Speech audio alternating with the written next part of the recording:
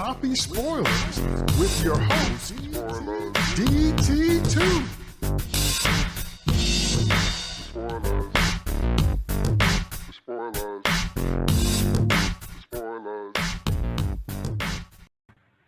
What's up, y'all? It's DT2 Comic Chat here for another episode of Sloppy Spoilers.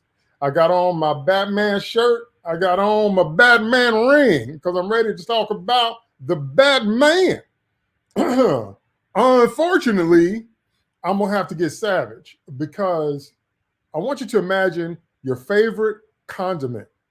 Mayonnaise, ketchup, sweet relish, onions, tomatoes, hot peppers, whatever you like. And then I want you to imagine way too much of it. That's what this movie was. Let me bring on my co-host. Welcome to David Nemesis Howard.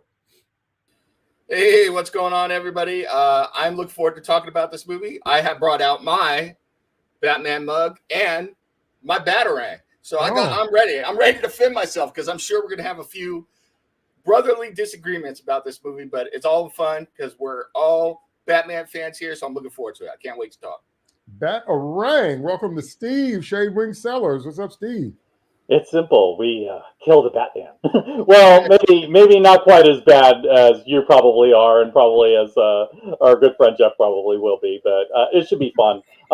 As far as this movie goes, it's like I came in with really low expectations. There was a lot that I didn't like about it, and I think a lot of it was just because the marketing off of it was really off. And then I ended up watching this, and it's like I have mixed feelings about it. There are things that I think really are interesting, and then there are things that I'm just like, no, why did you go there? Just why? So I think it'll be fun to get into it.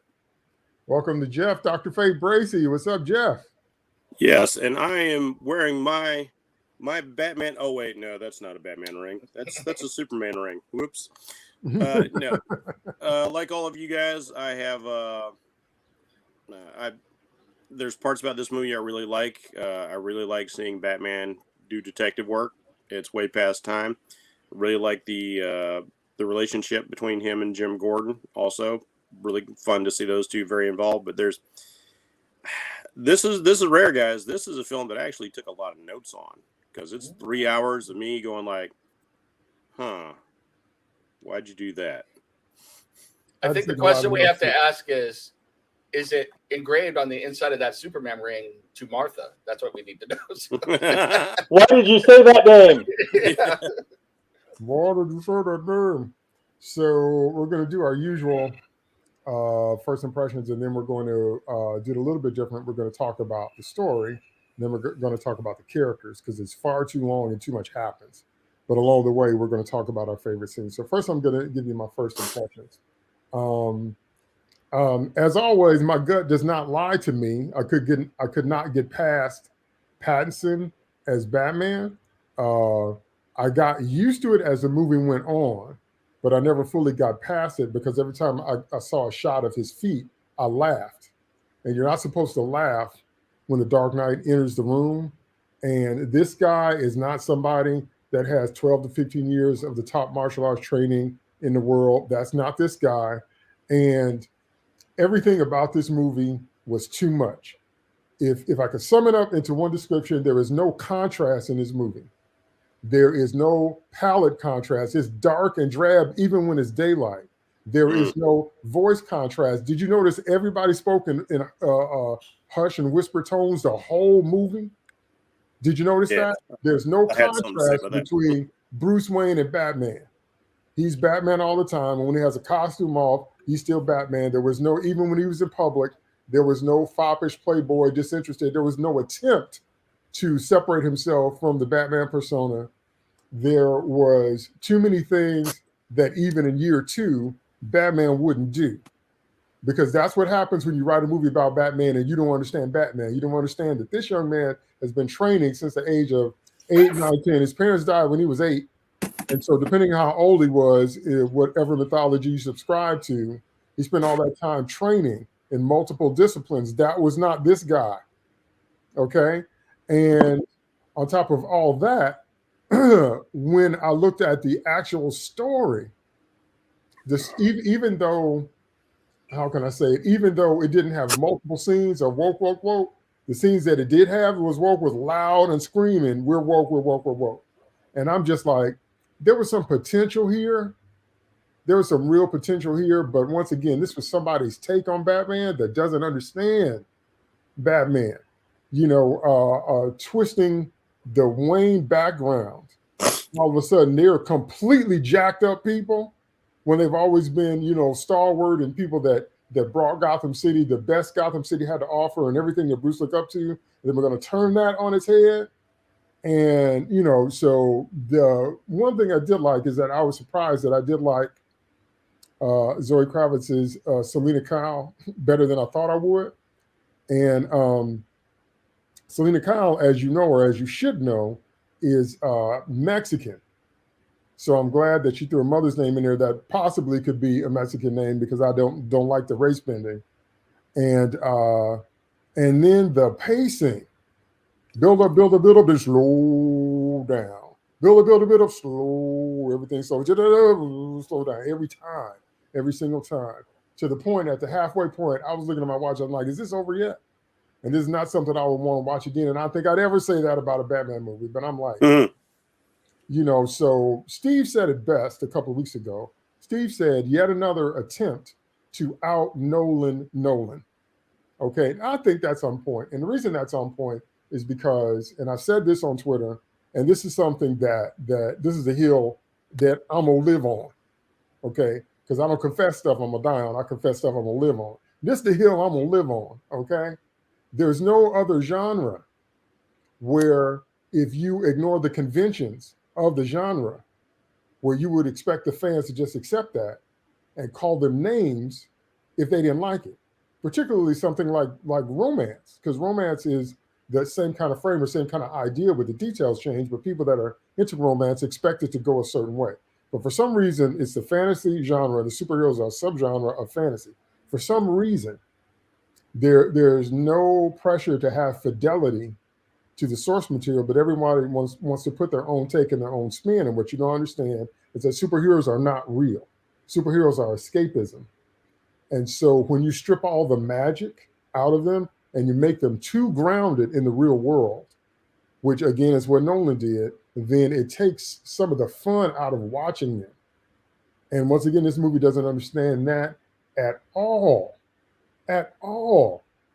Because I will never buy the anybody can be Batman concept. That's laughably ridiculous. Bruce Wayne is a genius level intellect with billions of dollars that started training as a child, that traveled the world, that studied with the best, that has that kind of drive that can make you stay up 2 and 3 days in a row. And everybody can't do that. Like everybody can't win an Olympic gold medal. And if that offends people, then you just have to be offended. If I'm wrong, go out there and win an Olympic gold medal. Then if I'm wrong, if anybody can do that, then you do it. See, so now I completely reject the notion of if Batman is every man, anybody can. No, they can't. No, they can't. Bruce Wayne is someone specific in a specific set of circumstances that motivate him to do specific things. And just like every other incarnation, this movie kind of twisted that, like, hot pretzels. And I'm like, so it lost me about halfway through, but I was like, and the final nail in the coffin, and I'm gonna throw it to my co-host, the final nail in the coffin was whatever they thought that thing they call the Batmobile. That ain't the Batmobile. Didn't even have bulletproof windows. You can't study weaponry for over 12 years and not have bulletproof windows. You got a bulletproof suit, okay? But the glass is shattering with the automatic weapons fire, and and then me and Steve both got the same background. Batman's colors are blue, gray, and black with a touch of yellow either in the shield or the belt. Not red. Why? Yeah, So anyway, I told you this was going to be savage on my point of view. So I'm going to throw it out to my co-host. I want to do initial impressions from all three of you, and then we're going to move to the story itself, because I know we got a lot to say on that. So Nims, initial impressions of this film. Okay. Wow. I have to say that I disagree with almost all of that. So, right. This is going to be a good show. I really, really enjoyed this movie with some major caveats. So let me say first, just to hit on a couple points, the Batmobile I completely bought. It had bullet resistant glass. It took a lot of shots, and even bullet resistant glass, if you shoot it enough, it will shatter. So I completely bought that. It seemed realistic. This car also seemed like something, especially early in Batman's career. Now, granted, it's not the souped up cars that, ultra stylistic cars that we saw from Batman 89 or Batman the Animated Series or something. But there have been cars like this, and I could see him buying something like a high performance Dodge Charger and working on it. And he's put a jet engine in it. He's put all of these gadgets and everything in it. So yes, it's understated, and that I will definitely say it's definitely understated. And I think that's where you kind of get Nolan. I don't agree necessarily that Matt Reeves is trying to out Nolan, but they're definitely making everything understated. Nothing is over the top. And I think that they're scared to go over the top with it. I think they're scared to go over the top with it for two reasons: Batman 66 and Joel Schumacher. So I really think any Batman movie we're going to get is never going to go over the top again in our lifetimes because of those two things. Because it comes off as campy and foolish, to be honest with you. As far as Battinson is concerned, I was not prepared. I was going into this movie ready to hate it. I didn't hate it. I'm not going to say he's the best Batman ever because he's not. However, you were talking about the martial arts. I liked how they used martial arts here. He did come off as a martial arts expert to me, but in realistic fighting, when he was fighting multiple people, you're going to take hits. And I liked that he was taking hits. However, when he was one-on-one with anybody, he beat their ass. He beat Selena Kyle's ass with like a hand and two of the fingers on the other hand tied behind his back. She didn't even have a chance. So, it was obvious that he was uber skilled, and that came across. As far as his persona, this is a major change. I haven't seen this change anywhere else. And I warmed to it. I'm not going to say that I want to see this everywhere, but if Matt Reeves want to play with this, it's fine. Where he has never learned his mask, which is Bruce Wayne. He is simply the Batman, which is his real personality. And so if he's going to redeem himself in this arc, then in the next movie that they do, Bruce Wayne needs to learn to wear the Bruce Wayne mask. We'll see if he does that. So I'm going to give that an incomplete. And if he doesn't do that and keeps it like that, then it's a fail for me. It's a complete fail. So I'm undecided on that one. Telling the movie, yeah, I mean, I think that he wanted to draw it out, and he had this long story he wanted to take, and he's taking you up and down on this mystery. And I didn't think it dragged. I didn't think it felt like 3 hours. But if you're not enjoying the movie, yeah, I could definitely see how you'd be like, can we get the hell out of here? And now for me, and there's some other things, I'm sure we'll get to it in the story, the things that I really want to cover, and one of them you did hit. But the first one I want to cover is Riddler. That was not Riddler. That is one of my major critiques of this movie. That is some combination of Anarchy, the character, the little known character from the comics. And he was also in the Arkham City game, the Arkham City games. That character, all of the motivations of this character fit right in with Anarchy from the comics. And then throw in some Gemini killer. The only thing that could possibly tie this to the Riddler is that he tells riddles occasionally, which is not what the Riddler is all about. The Riddler tells riddles because he's got a host of other problems, and that's what the Riddler is about. So that character is completely messed up. The other one is something that has come into vogue across multiple things. So it's not a departure from the comics. And see, I guess this is where I really depart for you. Matt Reeves did his homework, but he did his homework on what is now passing for Batman storytelling on a lot of different mediums, specifically TV, games, and the modern comics. Alfred is a great example of that, and we could talk about that in a little bit. But the other example of that is Thomas Wayne and Martha Wayne. Gotham, the TV, the Telltale game series, Gotham TV series, all of them have taken shots at the Waynes. And it's become in vogue. And I think part of it is the eat the rich mentality that's out there. You're not allowed to have billionaire parents who were philanthropists, who were saints. You're just not allowed to have it. And so in recent years, the Waynes have become flawed characters. And honestly, the way they resolve this here, which is Thomas Wayne does something really stupid And I hope we get to talk about that, about how this man did something incredibly idiotic, not anticipating what Falcone would do. Is their way of painting them in the best light possible. Because in the Telltale game series, they made Thomas Wayne to be almost out to be a straight out gangster. So, it's become in vogue. I think Matt Reeves read that material, and it's very in line with what they've been doing across all of the comics and games and everything recently. So I did think it was an attempt to make the Arkham games come to life, but it lacked the magic. Number one, and number two, wasn't Anarchy in the 3D animation Beware the Batman? Wasn't he in that too? Yes, he was. Okay. Yes, he was. Oh, cool. Bracy, initial thoughts of the film?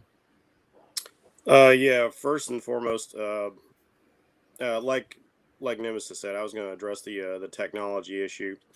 They are in their own way trying to out Nolan, and it's a weird flex because they're trying to be super realistic, but at the same time they're trying to be Batman, and you can't quite have it both ways. Like, because I bought into the Roadster. I bought into the Roadster with a jet engine. I bought into bullet-resistant glass. Even bulletproof glass, if it takes enough hits, will begin to shatter and break. So it was like, this is supposed to be Batman Year 2. Honestly, I think this might have worked better as Batman Year 1. It feels like it should be somewhere in the Year 1 process where he and Jim have come to an understanding, but he still doesn't have the trust of the whole city.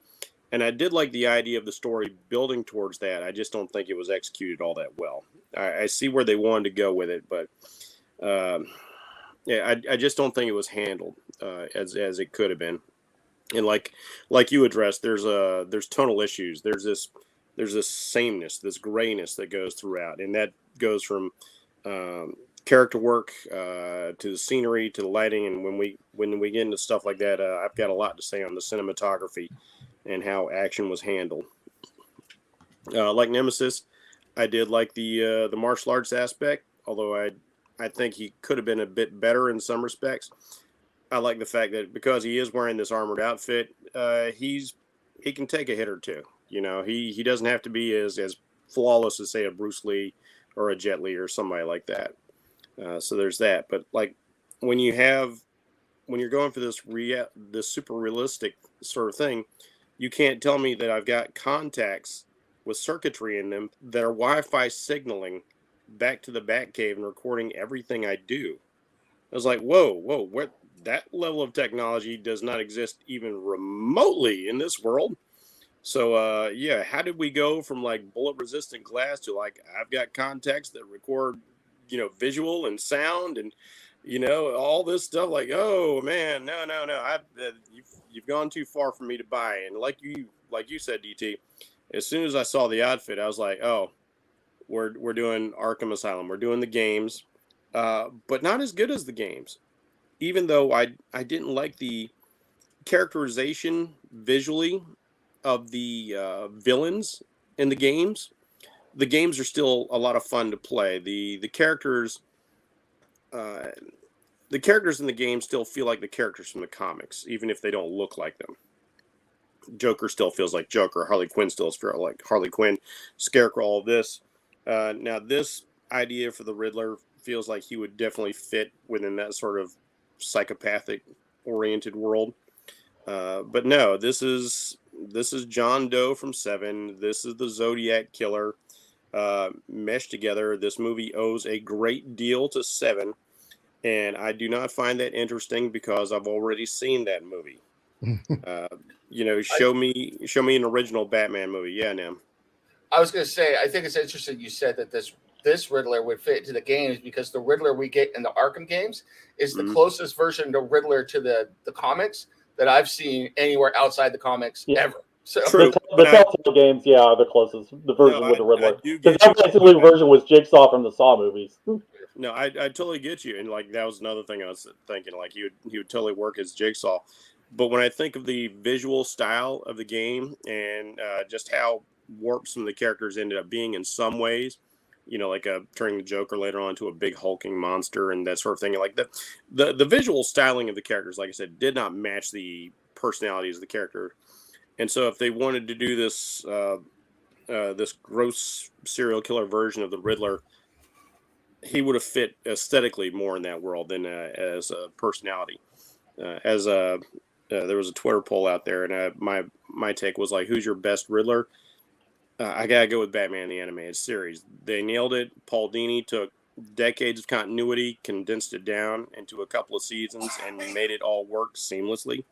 So hats off to him for that. I really wanted to like this movie. I didn't have high hopes for it when it started. I am a bit ambivalent. I do like the detective stuff. I do like the relationship with James Gordon. So there's things in there that do appeal to me. But overall, this film is not giving me the warm and fuzzy Batman I was hoping for, especially something that's going to focus on Bruce Wayne. You know, I got to go back to Nolan. His Batman Begins is still the best portrait of Bruce Wayne that we've gotten in the movies so far. And Christian Bale, my wife actually asked me this yesterday. Who do you think is the best Batman? I said, I've still got to go with Christian Bale. I think overall he is the best Batman because he is the best Batman and he is the best Bruce Wayne, so he has the best overall performance. All right, real quick before I throw it to Steve, I like Scarecrow in the Arkham games because I love the addition of the needles in his gloves. That's a wicked upgrade based on Jonathan Cranius. I love that. Number one. Number two, again, I will restate from my point of view, what is missing is the magic. See, if you don't have Batman falling off a tower, turning in midair, firing his grapple gun and swinging to safety, which you can't do if you weigh over 200 pounds on one arm, you have to have spider powers to do that. It's stuff like that. So you don't have to be over the top, but you do have to ignore real physics enough to give the hero an appearance of being larger than life. And the whole idea of the bat motif is that he's slightly larger than a man. When you strip all that down and everything about him is grounded, then that's the element of magic that you lose. The games have that. This movie did not. Can we remember that comment? Because I kind of want to hear your thoughts on then the very last fight or the last big fight in the Gotham Square Garden. And how... Okay. I got quite a bit to say on that as well. Right. And so that's always what's a salient point to me, what's always standing out there. Steve, go ahead. General comments about the movie. Yeah, coming in, I really had very low expectations. This was around the time when I really, came up with the thought that, okay, they're just trying to out Nolan, Christopher Nolan. I think I would say it's a little more complex than that. There are definite elements where they are still doing that. Especially with how dark this movie gets visually. Like, you could just tell, like, it just keeps getting, the scale keeps getting darker and darker and darker with each film. They did that here. They keep trying to go for more grounded and more realistic. I don't think that past a certain point, it's Batman if you keep overly grounding everything. And I had just, after, like, 3 movies from Nolan and 2 movies, well, I guess, 2 movies with Snyder, I had just gotten sick and tired of hyper-grounded Batman. Just totally sick of it. And this is not really doing a whole lot to fix that for me. At the same time, I don't think it's quite as bad as that as I felt that it might have been. And I think we mainly begin with to see that they're trying for a more hopeful arc, which I really was not expecting. Like, I was expecting that this was going to get, seriously dark. It is deconstructive in some respects, particularly with the Waynes, which I'm not really that much of a fan of, but I'll get into that in a little bit. But certainly in terms of Bruce Wayne's arc, they were trying to make him more of a hopeful character, go from being a character totally driven by vengeance into somebody that understands the ideals of justice. And is trying to become the Batman that we know. I think while I would prefer to see Batman always having those values, I don't have a problem with having a movie centered on that. And to that extent, I'm like, okay, I can go along with the ride to that point. And then there are some stuff actually out of the comics that did end up working, or certain characters that I thought ended up working. I had no problem with the Penguin, for example. I had no problem with Carmine the Roman Falcone. I had no problems with those characters. And I thought that Catwoman was better than I expected. So, like, on those levels, okay, that was better. But at the same time, I have to agree with DT on certain things. This is not Bruce Wayne. It's just not. I mean, the problem really is that some actors tend to lean either into Bruce Wayne or to Batman. They lean so heavily into Batman that Bruce might as well not even be there. I have a problem with that. And what really gets me is that they themselves in the outtakes and the extra materials that was on HBO Max was talking about, oh yeah, one of the things that's so cool about Batman is the duality of him. Well, where's the duality? Because I'm only seeing one character, and that's Batman. I'm not seeing who Bruce is. I'm not seeing him being the foppish character. Not even as a cover. And it's like, yeah, maybe it's possible that Nema's right, and he'll grow with that in the next movie. But I'm kind of getting tired of that being a defense for every time they get it wrong. If they're going to say that, you better say that up front, because I'm just getting to the point where I'm losing patience waiting for this kind of stuff. This is not a defense, and now if they do it in the next film, okay, fine. We'll give them that credit, but I should not have to sit there and wait for you to get where the character should be in issue 1. This is not okay, and so I'm kind of bothered by that aspect. This is not the Riddler. And what really gets me about it is that this actor could probably play the comic book Riddler if he really wanted to. He looks like that guy.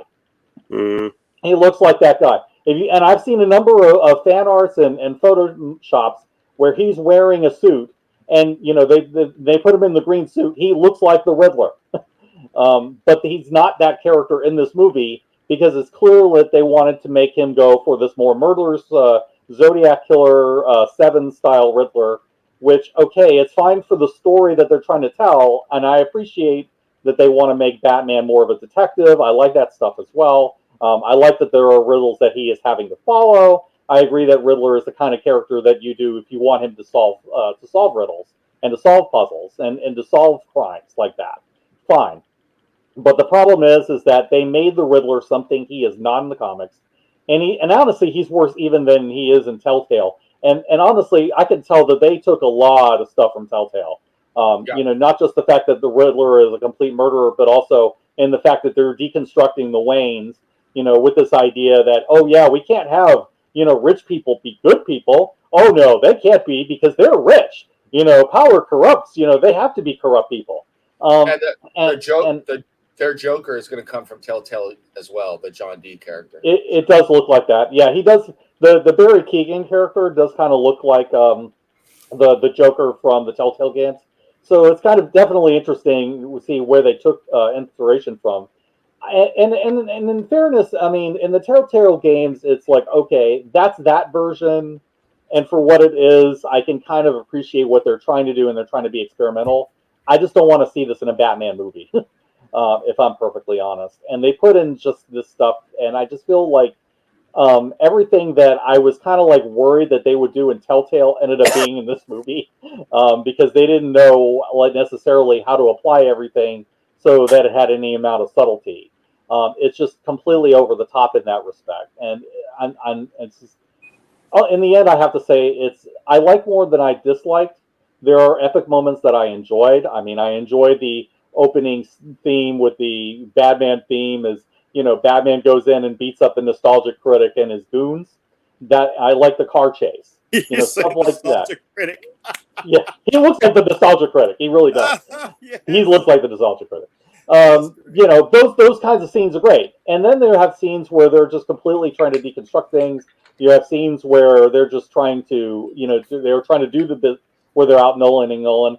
And I will say this, I am not a fan of Bella Real. I thought she was a villain, and I'm disappointed she wasn't.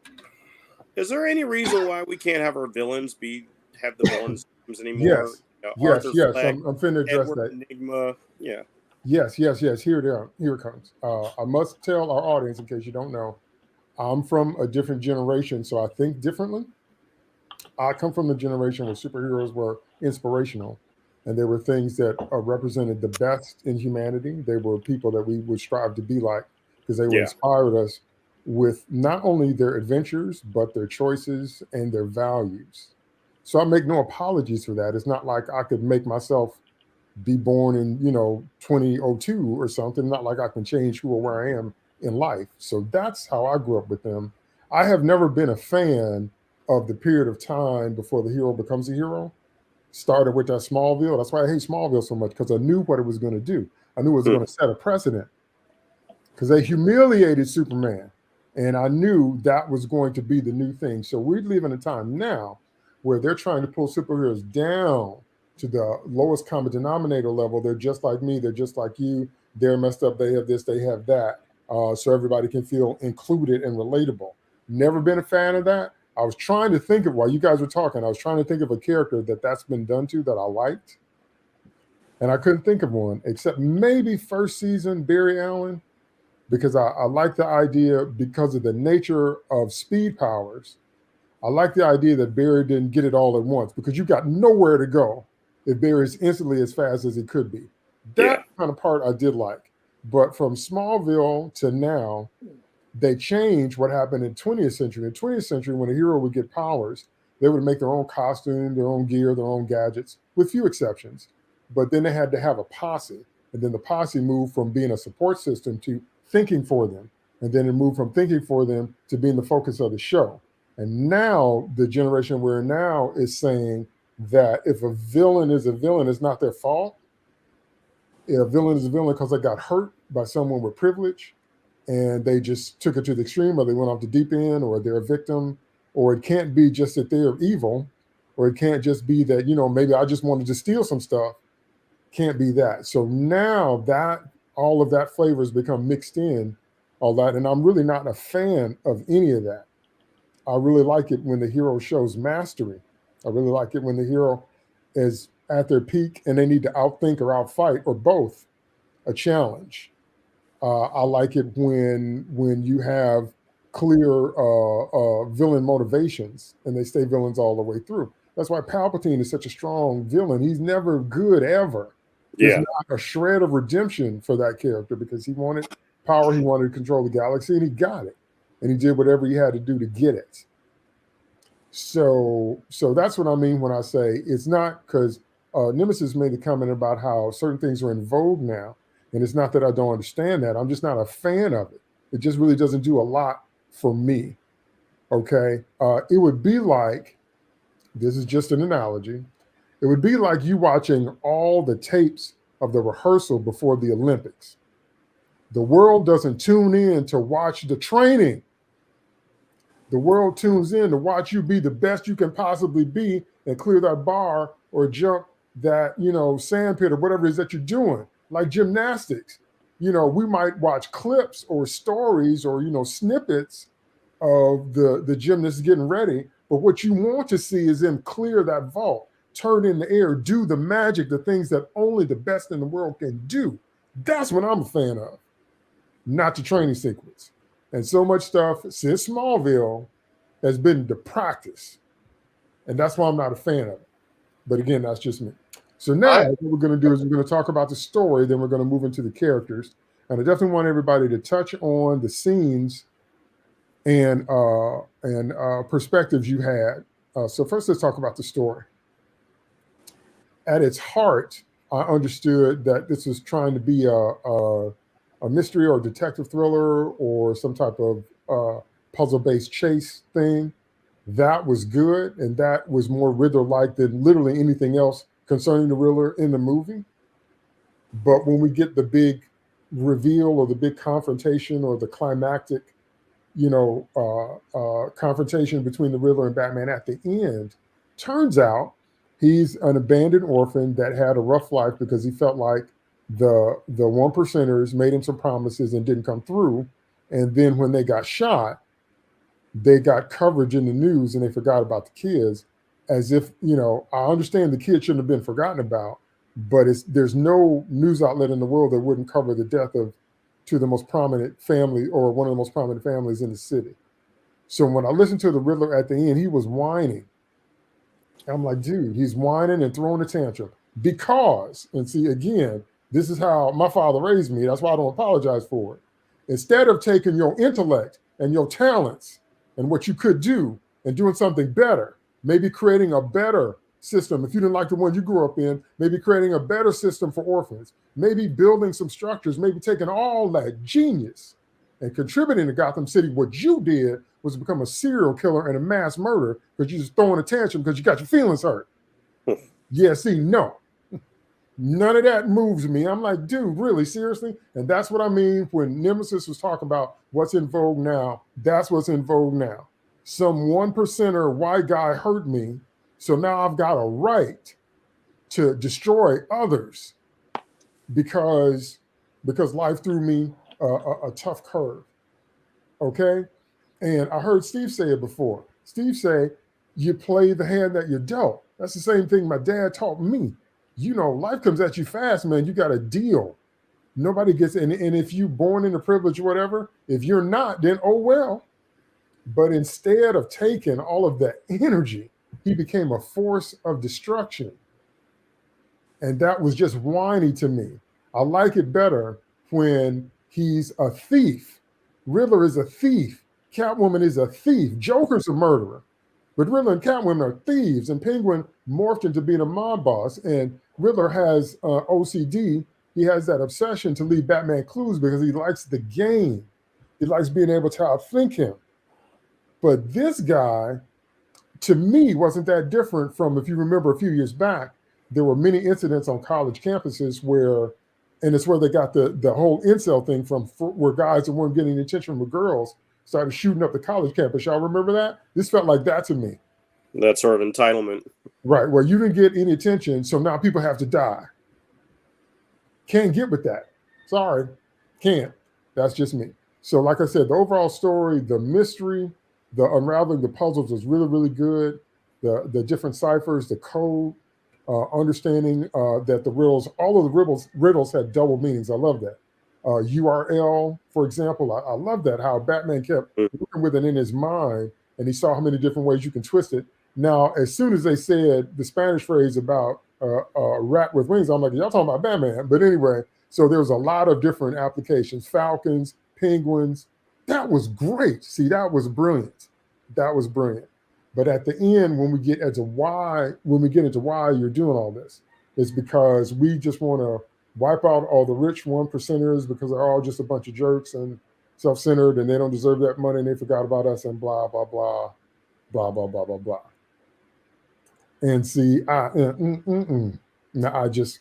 so it lost me when we got to that thing in terms of the story. But along the way, I liked Batman's relationship with Selina, although I thought it was a little too fast, but both Batman and Superman did that. They took one look at, because Catwoman was in Batman #1 and Lois Lane was in Superman, first appearance of Superman. They took one look at them and they have this lifelong love. I never have understood that, to be honest, but I saw their relationship grow, and I like that it did. And I like that the thing they did the most was something that they brought out in Hush. They showed the two different sides of Batman and Catwoman in terms of their morals, in terms of what they would and wouldn't do to get vengeance, what that meant to them, and how they went about it, and why they both do and don't work. I thought that was good. I thought that was really, really good. So overall in the story, I enjoyed that, but just the climax of it and the motivation behind it, and that kind of thing, I just really felt disappointed. I really did. But that's just me. Okay, Steve, thoughts on the overall story? Yeah, I think a lot of it, I get where this movie is coming from, and I like a lot of what it does. I think I'm with you in the respect that I really like all of the clues. I liked the way that the clues had different meanings. For example, and I like that, how you can have perfect logic and get it wrong. The way that Alfred is going after the cipher, and it's like, okay, I got this complicated way of figuring this out, and this is what he's really saying. And Bruce is like, no, just take away all of the stuff that doesn't have those letters in it, and then what do you get? That's the real answer. And then what does the drive end up being? It's the mayor's car, and then the thumb drive that is in the mayor's car, literally a thumb drive with the guy's thumb. I mean, stuff like that. That's really clever. I really dig that. I really dig, the various different things that the Riddler does, to these people, and and you could argue that they do deserve it, but at the same time, it's like, yeah, it's kind of hard to be overly sympathetic with this character, given how far he's going. And in addition to that, I've kind of noticed that he's a little inconsistent when it comes to applying his own rules, because they want us to think, oh yeah, he's not going after Gordon because he's not corrupt. Aren't you going after these people that are not corrupt? Why are you destroying the seawalls when you're going to kill probably a bunch of innocent people? If killing innocent people doesn't matter to you, so there were things like that that kind of nagged at me. So I didn't really care, so much for those angles, even though I know what they were trying to do, which was try to set up a no man's land situation. I like a lot of the books and the references they're trying to pull out of. I like the Long Halloween little references here and there, particularly with Catwoman and her and the Roman. That whole relationship that comes straight out of Long Halloween. If you know the spoiler to that and you've seen the movie, it comes straight out of there. That stuff is really really good. And various action scenes are very well done and so forth. But at the same time, it's like, yeah, the motivations of the character don't work. I really do not like this version of the Riddler. He is not a murderer by nature. That is just not who he is.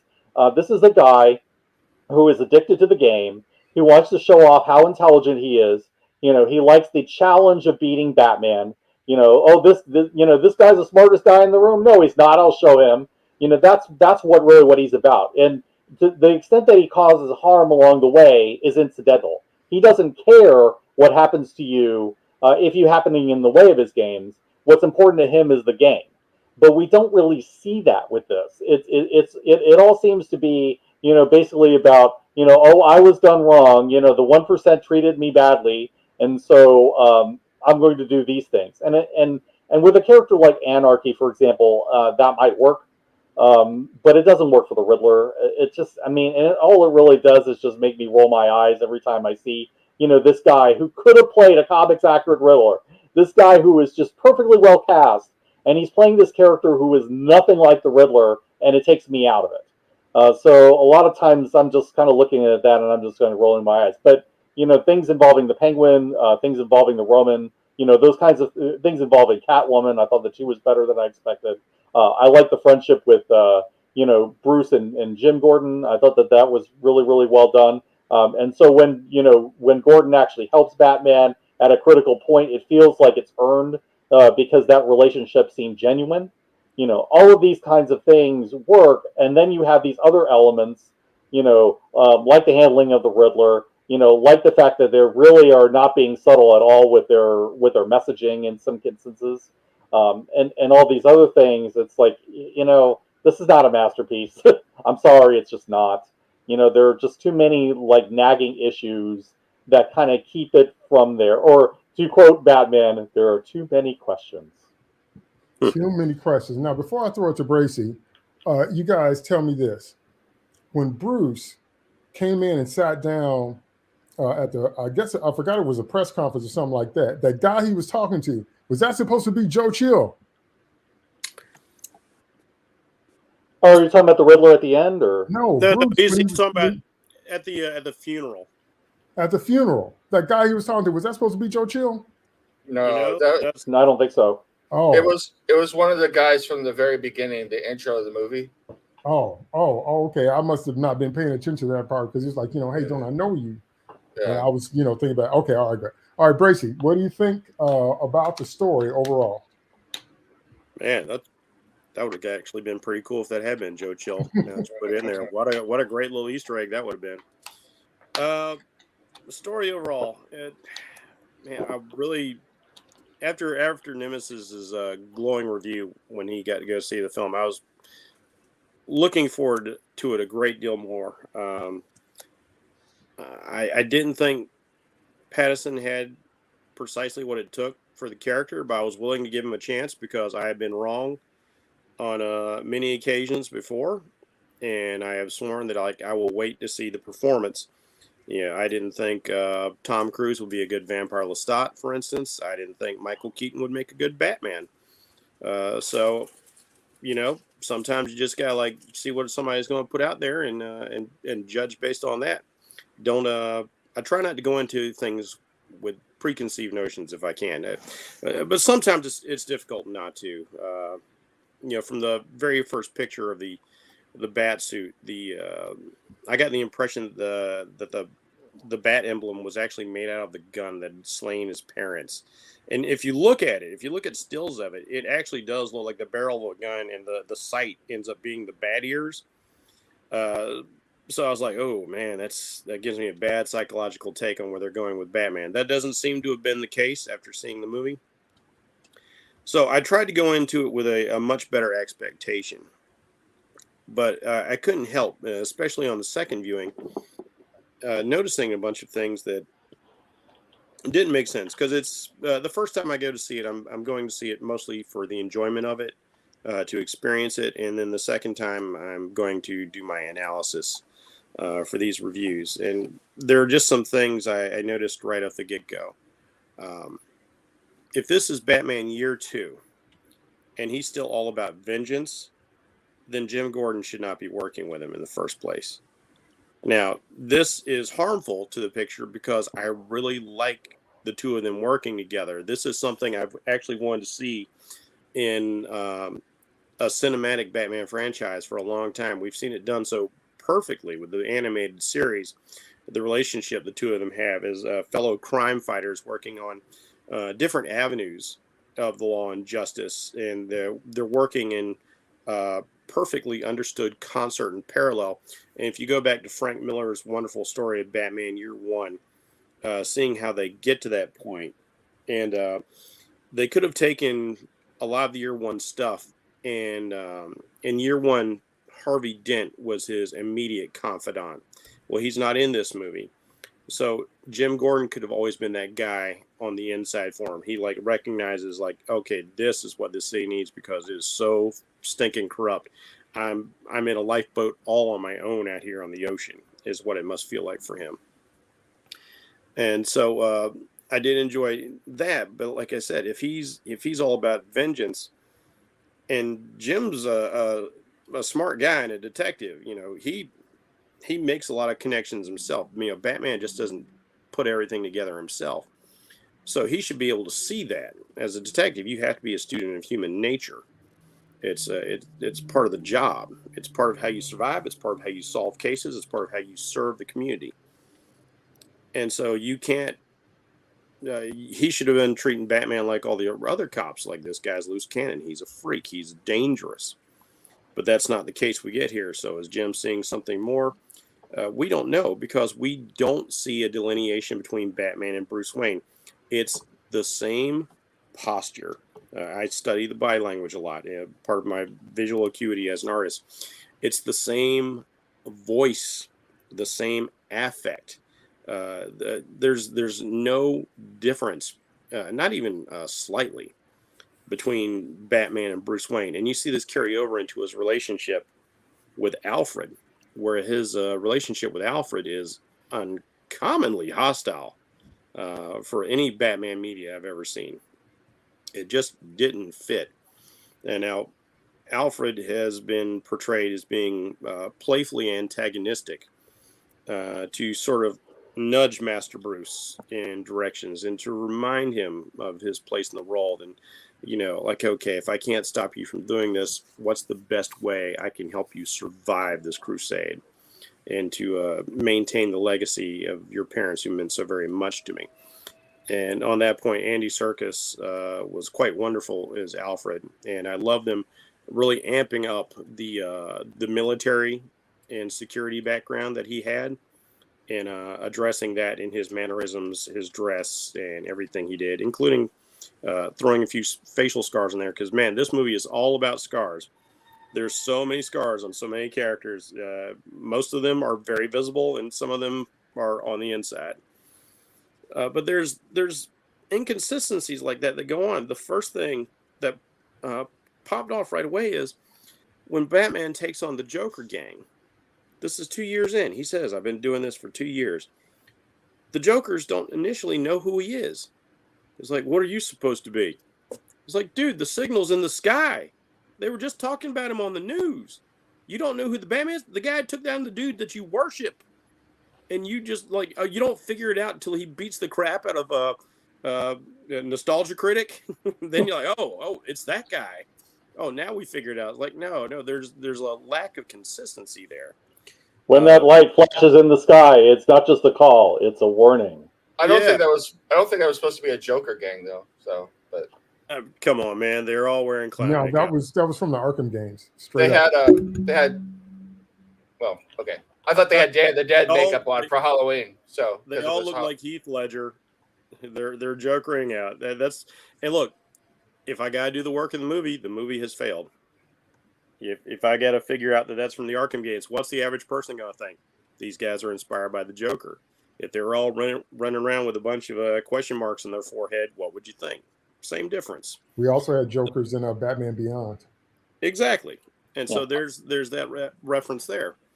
And we just came off of recently a movie all about the Joker where people start wearing masks and Joker makeup to emulate him. So there's, whether they meant for this or not, there is this continuity tie-in that the mass audience is going to be at least subliminally aware of. So you have to consider these sorts of things. I didn't think the intro for the Batman in a lot of these scenes where the music swells and it seems all great and I thought the impact could have been better. The way Michael Keaton shows up in his first scene as Batman felt more impactful. I didn't mind the very first intro here. I kind of like the sound of the gunslinger spurs as you walking in. It's a little bit ominous and all that.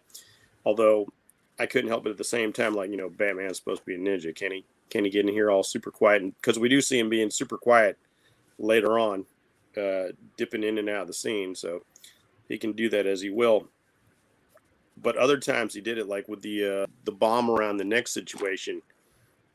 You keep seeing Batman appear in these wide angle shots, and that wasn't cool or mysterious in any way. Like when Gordon's turning off the bat signal, and Batman just kind of walks out from behind the pillars. Like, that wasn't cool. You know what's cool? Remember the end of V for Vendetta? Where they're like, he's supposed to be here. We brought the prime minister, and he's like, I am here. And they all turn around like, crap, he's been in the middle of them the whole time. How did he get there? That's a Batman move.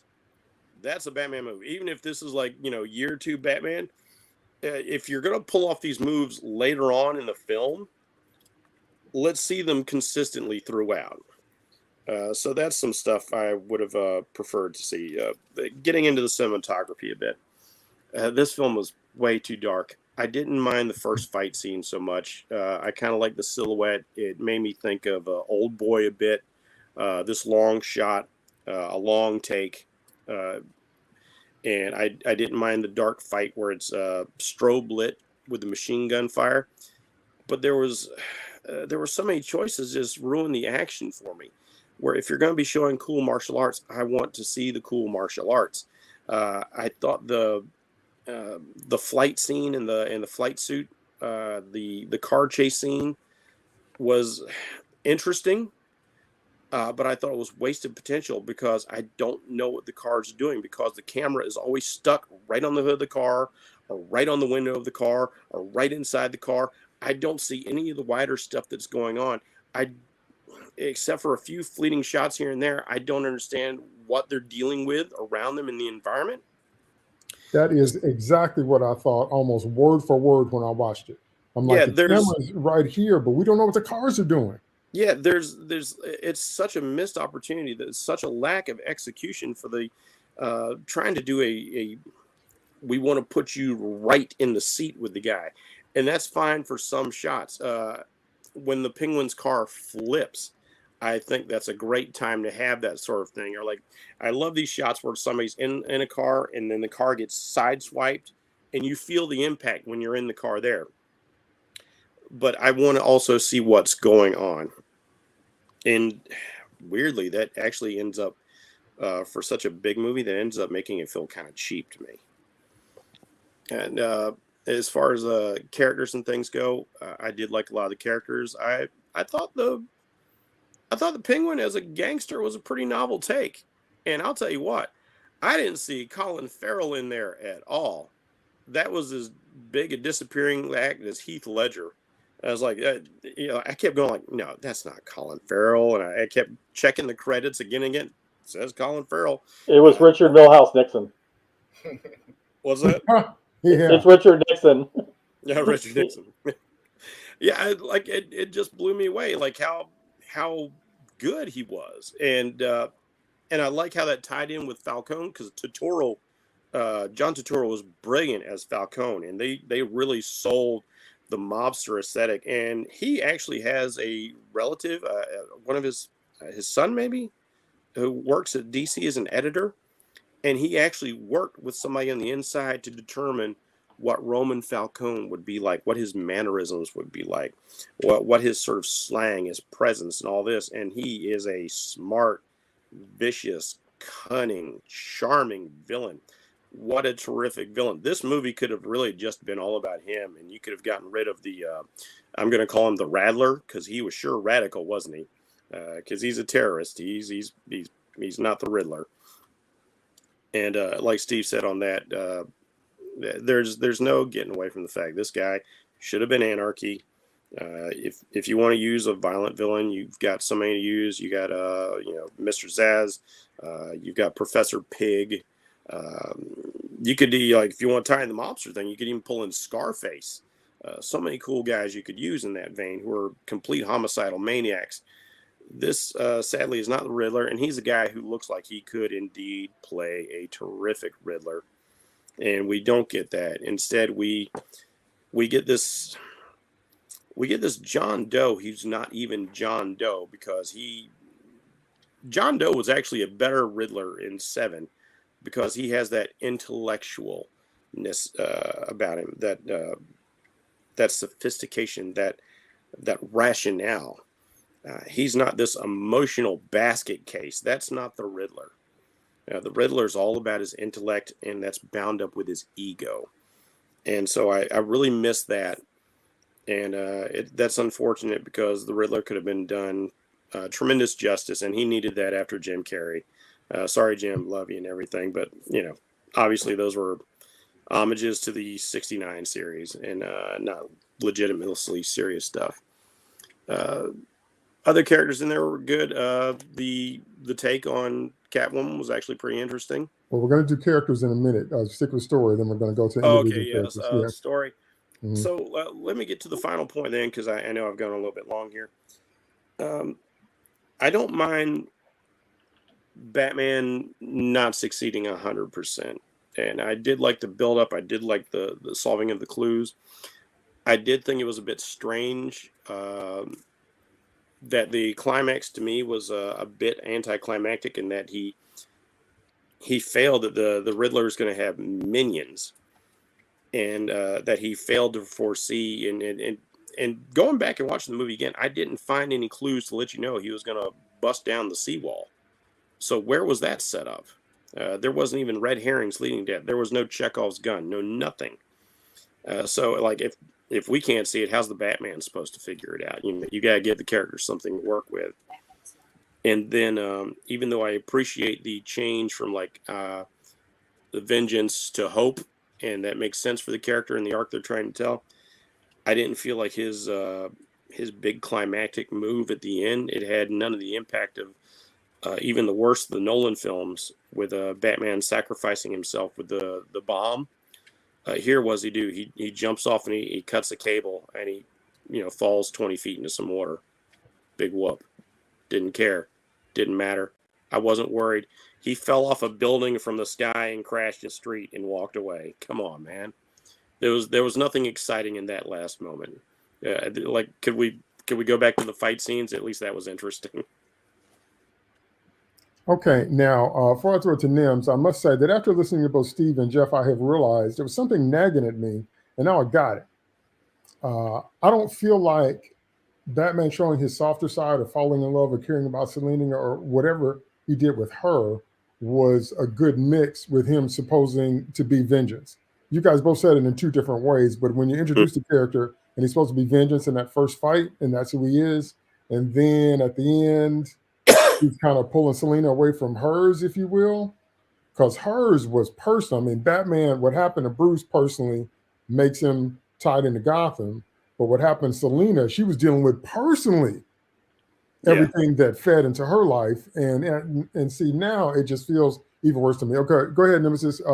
Talk about the overall story arc, and then we're going to get into the individual characters afterward. Okay, I like the story a lot. I will say, first of all, at the beginning, I'm not going to. It's not a refute point by point, but at the beginning, I thought it was clear that those guys in the skeleton mask were wearing Day of the Dead stuff because it was Halloween night. So you had the robber in the mask robbing a store because it's Halloween night.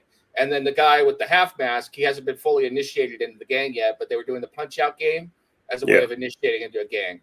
So I thought that was obvious. And I will say, I agree that the movie was very dark. Once again, I'm not saying I agree with it, that I like it. I'm just saying this is in vogue, that movies are dark, period, all the time. They shoot them dark for a variety of reasons. Unfortunately. I also thought it was an artistic choice. I really like what they did where all of the characters, the scenes, the city, everything is muted. It's gray. It's dark. It's got a haze over it. And then when Batman emerges and leads the people out, and you've got the sun rising and you've got the torch, I think that's an artistic choice throughout the whole movie. You can like it or not like it, think it works or doesn't work, but I think that artistically he was looking at what's going on, this emerging of the New Hope. I don't know where they go from that in a second movie because I think they've already greenlit the second movie. I did think they laid some groundwork for that. I like what they did with Penguin. I also like that they set up some stuff that is deep dive stuff, like twins is perfect for an eventual Two-Face, who are his accomplices. He likes to hire twins. Yeah. So I think that would be really perfect. I think Selina was pretty good. As far as the story itself, I think the biggest thing with the Riddler and how you view the Riddler and then the overarching story is that I think it's very much a Rorschach test. I have seen people who like this character and take something positive out of his motivations. I'm with DT. Now, I say that in this sense. If I consider that character the Riddler, my rating of this movie drops 50 points out of 100. I put that aside. That is not the Riddler to me. It will never be the Riddler to me. It is some other character. Putting that aside, then I look at this character and he's an absolute villain. He has taken some hard luck in his life and decided to take it out on the world. And he's done it, and he doesn't have all the information either. So he's gone after the wrong people. And yes, some of the people he went after are horrible people. And I get that. And I also understand that a lot of it was that 1%er eat the rich attitude and everything. But he even got that wrong in some aspects, like the stuff that was going on with Thomas Wayne and Bruce Wayne. And he's perfectly willing to kill the son to punish the father who's dead. He's just a psychopath. Yeah. So if I put that aside and make him some combination of Anarchy and Gemini or even a brand new character, I'm fine. And honestly, I think what they should have done, and I'm getting into should have done again here, is that they should have made the Riddler, Eddie Nashton, another orphan that he grew up with, and he bullies Eddie Nashton and makes him write these riddles and go along with it. And eventually the Batman takes both of them down and puts them in prison. And then Eddie Nashton becomes the Riddler in a later movie, wanting to outsmart the Batman who caught him the first time and he feels unjustly punished him, and then figured out his riddles and did that. And now you have the Riddler, and I think it would have really fit in perfectly.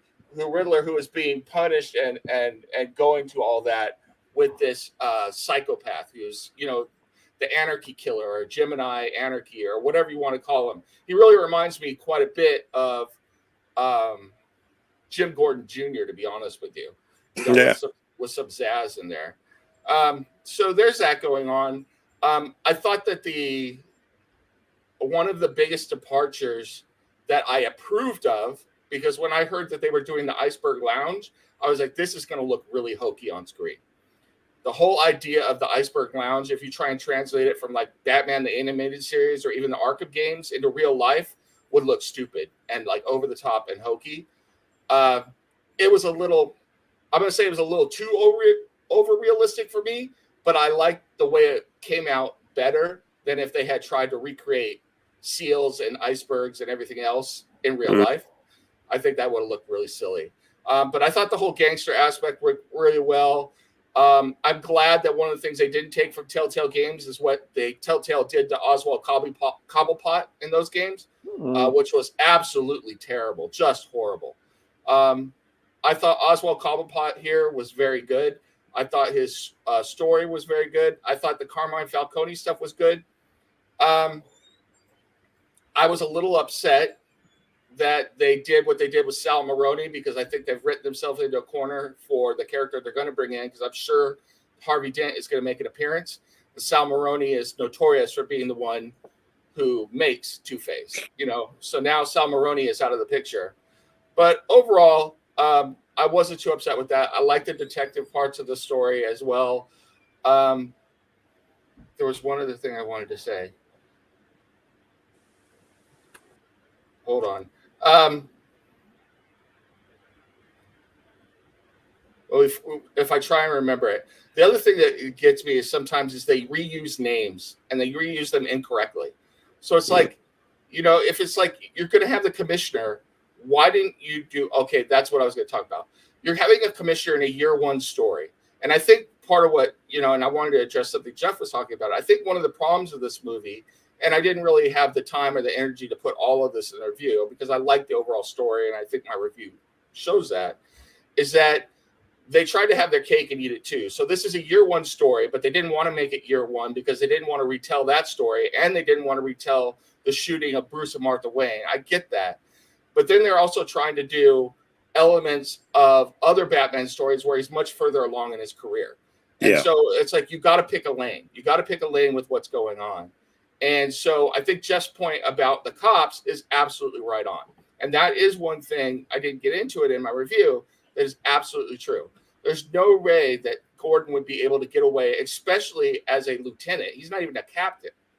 As a lieutenant, bringing the Batman into a crime scene or something like that. He would have had his ass handed to him by the commissioner and the chief and everybody else, because he's not liked. And so I think there are things there that do not make sense. And so I think they were trying to give us elements of the Long Halloween and year one and Batman even later on in his career when he's actually cooperating with the police.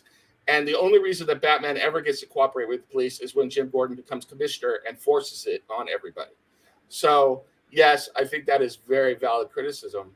But, going back to the last part that brought that back to my memory is like, you have names for these characters. Unless there's a reason why you're not allowed to use them, why rename the commissioner? Make him Commissioner Loeb from Batman Year One, have the detective who's such a jerk be Detective Flass, bring those characters in and use them. There is one thing, the last thing, Jeff talked a little bit about having a confidant. In year one, he didn't have anybody. So that's once again where they're mixing. He had Alfred. That's all. No, he was working with Harvey Dent. That's not till the Long Halloween. No, it's in year one. Go reread it.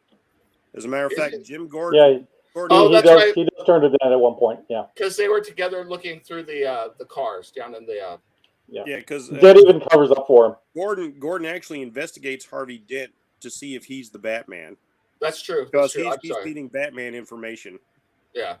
So, but yeah, I mean, I still say though that one of the problems with the screenplay is that you could see that it was rewritten multiple times. So you had the Long Halloween was Ben Affleck's original version, and originally the movie was just supposed to be, and then it became just a fight, a dungeon crawl through Arkham Asylum, and then it turned into Batman Year One with Matt Reeves, and so the screenplay had multiple revisions with multiple versions of Batman and multiple Batman stories wrapped into it.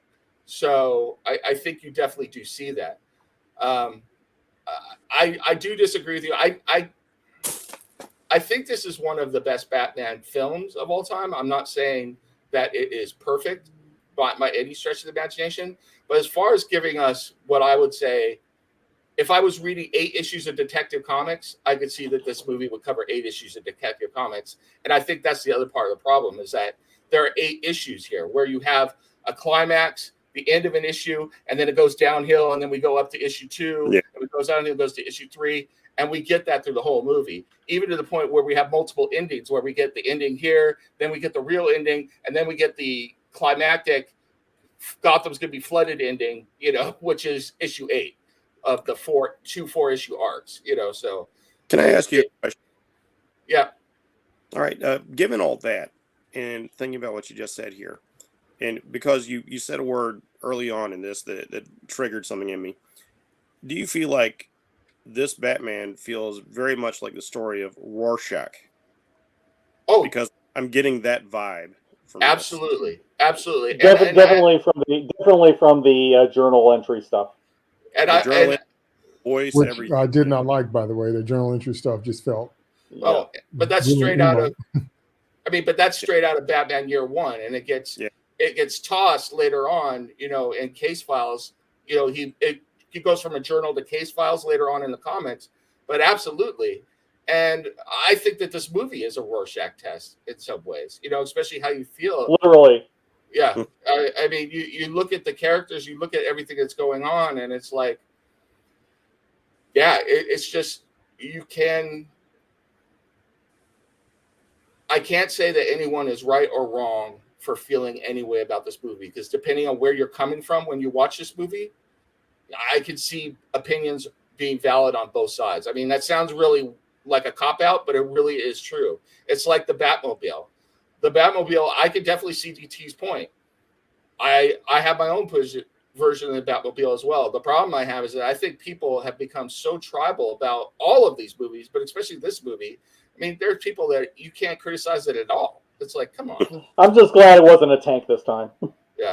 Well, again, you said it. It's in vogue. It's the times we live in, which is a good transition to talk about the characters. But see, Nemesis, just springing off of what you're talking about, people have said, I've heard people say over and over and over again, that they got tired of seeing the death of the Waynes.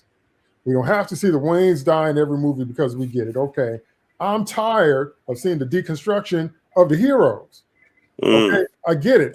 They had a first year. I get it. They had a second year. I get it. I'm tired of that. I don't need to see that. Like I told you before, that's watching all the Olympians practice. You don't want to watch that. You don't want to watch them practice. You want to watch them be at their peak and do what they do and win that gold. That's why we tune in. So I'm tired of this. Well, they're just starting out. It's the same thing they said Superman kills Zod, and that's what motivates him to never kill again. And I'm tired of that. I'm tired of you're incompetent and you don't know what to do with your powers and your tech.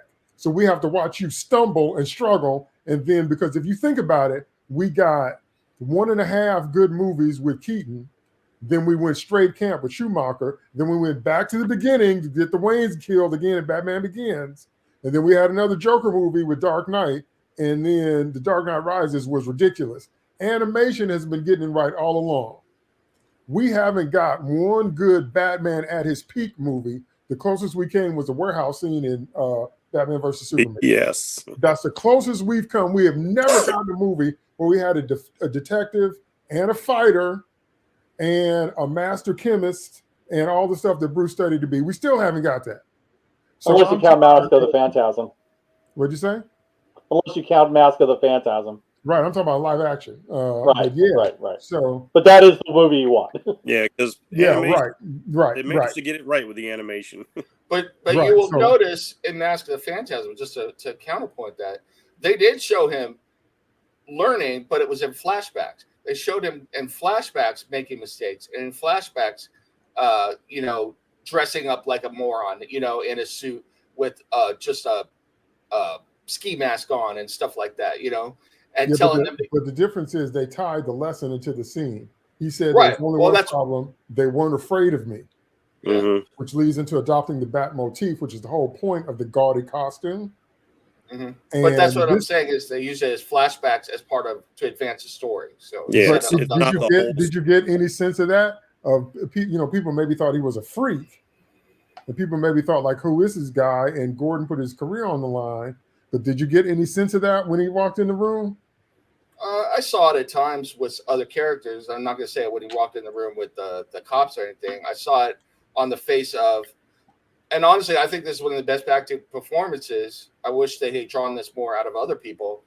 Colin Farrell, when the Batman peeked down into the car after the car had rolled, Colin Farrell looked terrified. The Penguin looked terrified.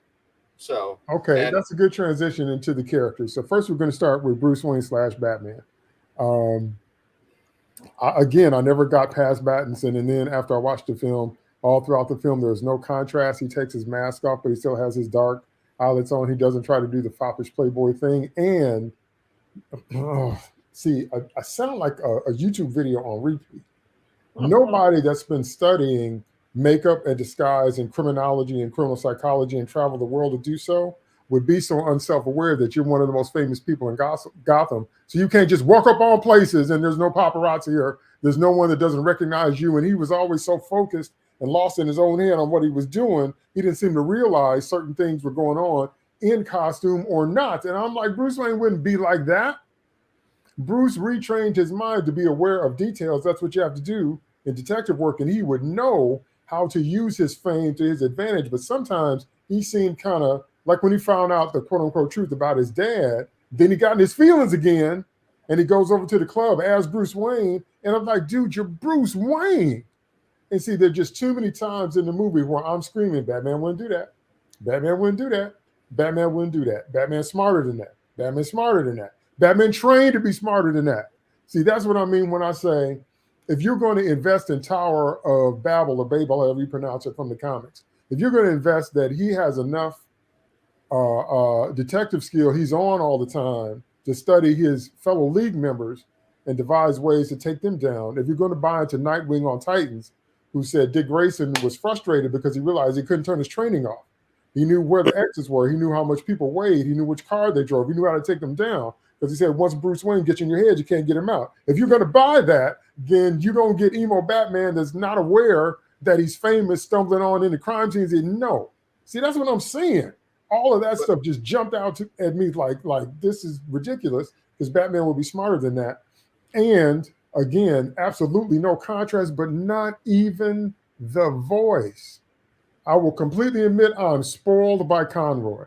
I have no qualms admitting I'm completely spoiled by Conroy because I can't hear Batman in my head any other way now. But at least I thought there would be. Now, you don't want to go over the top. Bale is over the top. Bale got roasted for being over the top. Swear to me. Yeah, no, we don't need that. Okay, I'll give you that. That's too far. But having no contrast at all in demeanor or gait or voice patterns, and you're the world's greatest detective. It means you understand everything about forensics. You understand everything about body language. You understand everything about voice analysis. And you make absolutely no effort to differentiate yourself.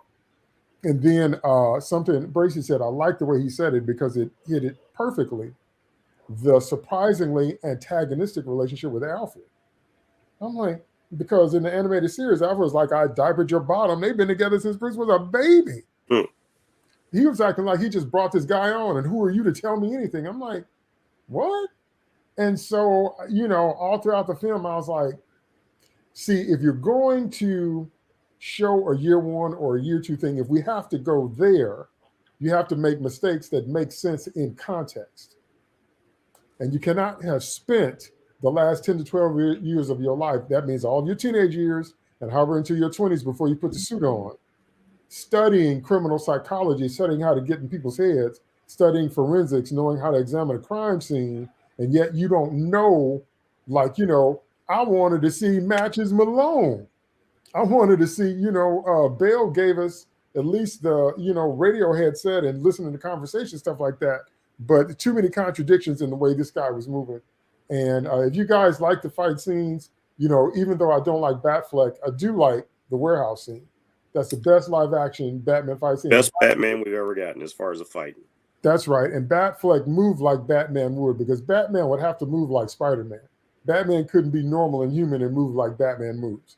So Batfleck actually moved like Spider-Man, and that's what it would look like. That's what I mean about just enough over-the-topness to give it a little magic and a little mystery, but not so over-the-top when it can't.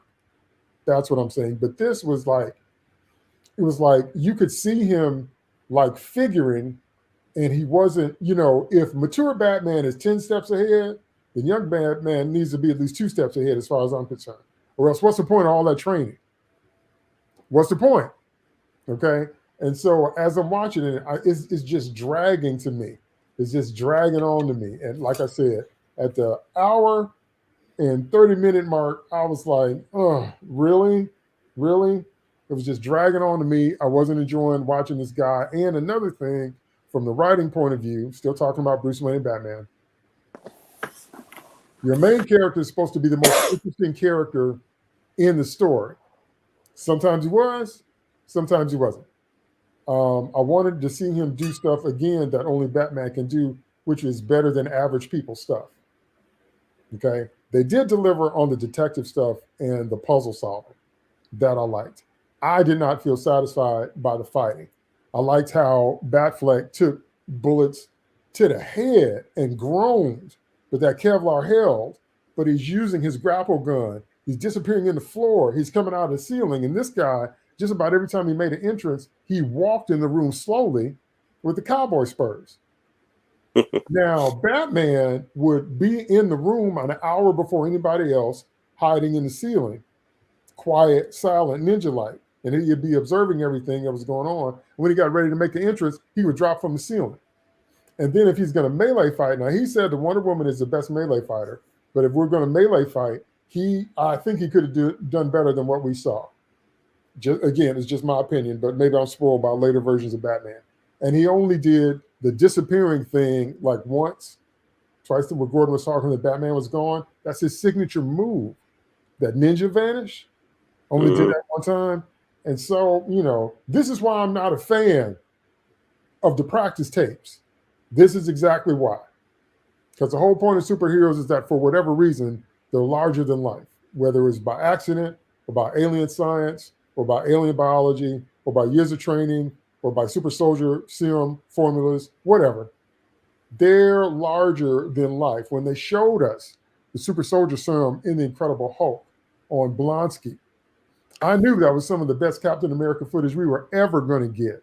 Because he was running faster than everybody else. He was leaping. The agility was there. He was dodging wholesome blows like Cap would before we saw Chris Evans do it. That's what I'm talking about.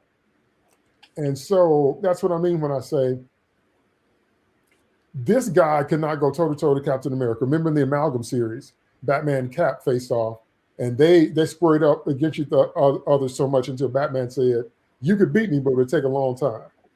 Because they kept getting ready to do blows, and they saw the other one get the counter ready. So if Batman can go toe-to-toe with Cap, even though Cap's a super soldier, that means he's peak human ability. That means he's better than the average person. So I do agree he would take some blows in a melee fight, but in my opinion, he would fight back better than that. So as I'm watching this whole film, I'm just like, this is practice Batman. This is emo Batman.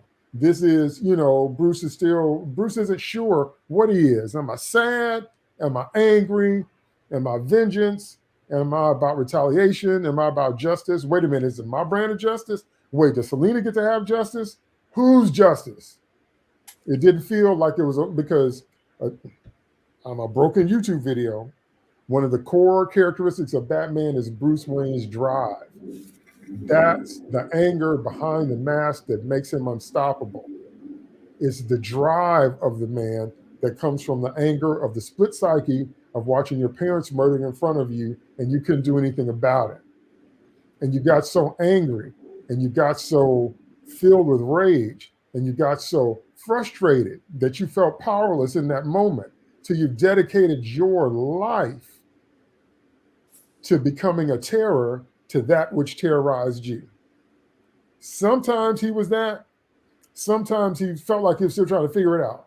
And I'm like, Batman knows exactly why he does what he does. You can't train yourself for all that time and not know why you do what you do. But this guy was still like, I don't know. So I would accept this characterization as maybe from Gotham, the TV show. I would accept this characterization as an in-between the Batman we know and 8-year-old Bruce Wayne that saw his parents get murdered. This is maybe the on-the-way guy. I would accept him like that, especially when I saw him working out I just felt like, because what's that Alex Ross picture from the back? Batman with the scars. Now I know that has to be later in his career. I get it. But I'm saying here his scars were just emotional. I get that. But still, I don't know. I don't know. It just did not work for me. I wanted it to work very badly. I wanted it to work very badly, but it just didn't. Just did not. Um, I don't know if we should try to talk about all the characters at once, because that's a lot. So let's just go around and just talk about Bruce Wayne Batman. Then we'll hit a few others, because I want to talk about a few others. So, Steve, what do you think about the Bruce Wayne Batman character? Yeah, I personally think he's one of the weaker elements of this movie, and it's just because of the way they're. Part of it is, like I said before, because they're leaning so much into the Batman persona, and the Bruce Wayne character is not even there. Well, of course you don't know who you are because you're not in this movie. I don't know who you are, Bruce. I mean, you're not in this movie. You know, everything is about being Batman for you, and to the point where you become a recluse. Like, that's not Bruce. You know, and yeah, he would be active, involved in society just because it would be to his advantage, to be out there as Bruce Wayne, taking advantage of the money and being advantage of being the well-known son of Gotham, and the fact that your parents were, your dad was running for mayor. Yeah, I mean, you're kind of like Harry Potter. You're the boy who lived, and you're famous because you're the one who lived, and so you can't really get away from that. And it's like, why would he not use that to his advantage? And this whole conversation with Alfred about, oh, I don't care about my family legacy. I'm going to sit here and brood. No, no, no, no, no, no, no. You're the Wayne Enterprises would matter to you, partially because this is what your family gave you, and partially because you need the money that Wayne Enterprises gives you to be Batman. Why in the world would you say that's not important? And so it's like, okay, I'm only going to go out there, but only if Selena is out there, walking around with our Carmine Delcone. It's just no, no, no. I just felt like anytime they try to do him as Bruce Wayne, that's where it didn't work. And that's what really kind of disappoints me, because to me, Bruce Wayne is not as interesting when he's being the Bat. He is interesting to me when when he has to be a person, when he has to interact with people, when he has to sort of, when he can't solve his problem by hitting it, or, manipulating it, or, doing the detective thing. To me, that's when he's really interesting. And yet there's not enough of that. The time when we get to see that is when he's with Selena, and that's kind of when we see a little bit more of that, because he can't deal with her in the same way that he deals with Penguin, or as he deals with Falcone, etc. He has to figure out what it is, that's driving her, and he doesn't know, and he's not entirely sure which way she's coming from. Okay, so that's a little bit more interesting. But it's just, but when they're trying to push the whole Batman angle, and Pattinson himself, I think he's trying to be experimental with this role. Like, he's really trying to dig in with the eyeliner, and apparently that was his idea, to do the whole eyeliner thing. I don't really like it. I just feel like it just kind of emphasizes the whole emo Batman thing, and I just don't think Batman is emo, or should be Ezra emo. Miller. Yeah, or Ezra Miller, or anything like this. Oh Lord, No, I just like, no, no, no. Honestly, in terms of like his appearance, I kind of felt like it possible that he looked a little bit more like, Dick Grayson Batman than he did like Bruce Wayne. At least, in terms of the physicality and the way he inhabited the suit, I kind of got more of that sense. And I'm like, okay, if you want to do Dick Grayson Batman, that's fine. But it's just, I just didn't quite feel like that necessarily was Batman. But at the same time, I like that he tried to give the character a certain amount of intensity. I can respect that he was trying to do something different, that he was trying to bring something different to the role because it had been done so many times. But it's just, I just kind of felt like, looking at this character, that, and I respect that they were trying to do this whole, okay, I'm trying to discover who I am, and, I've decided that I'm going to be a more hopeful character, and I can kind of appreciate, that kind of a character arc. I just feel like, a lot of it just kind of fizzles. And so, to me, what's more interesting is what's going on around him.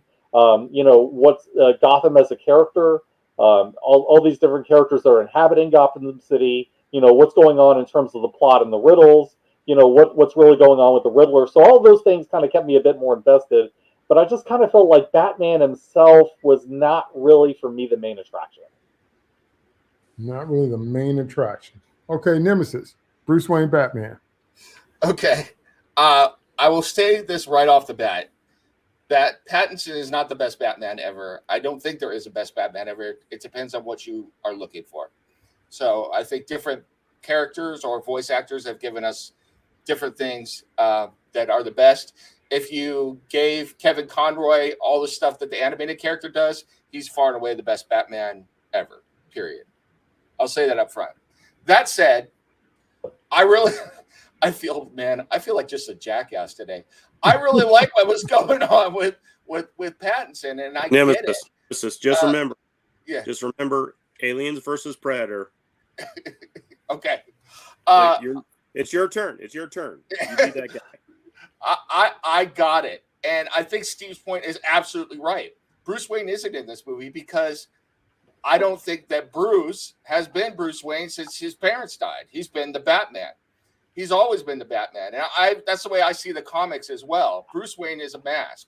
He's a persona he puts on, and he's never really been Bruce. And so, Falcone says earlier, or at the funeral, that the only person more reclusive than himself is Bruce Wayne. He hasn't been seen in public in years. So that's why it makes sense to me that he goes out. He hasn't even considered the fact that he needs to come up with the Bruce Wayne persona, because nobody even knows who the hell this guy is. No one's seen him.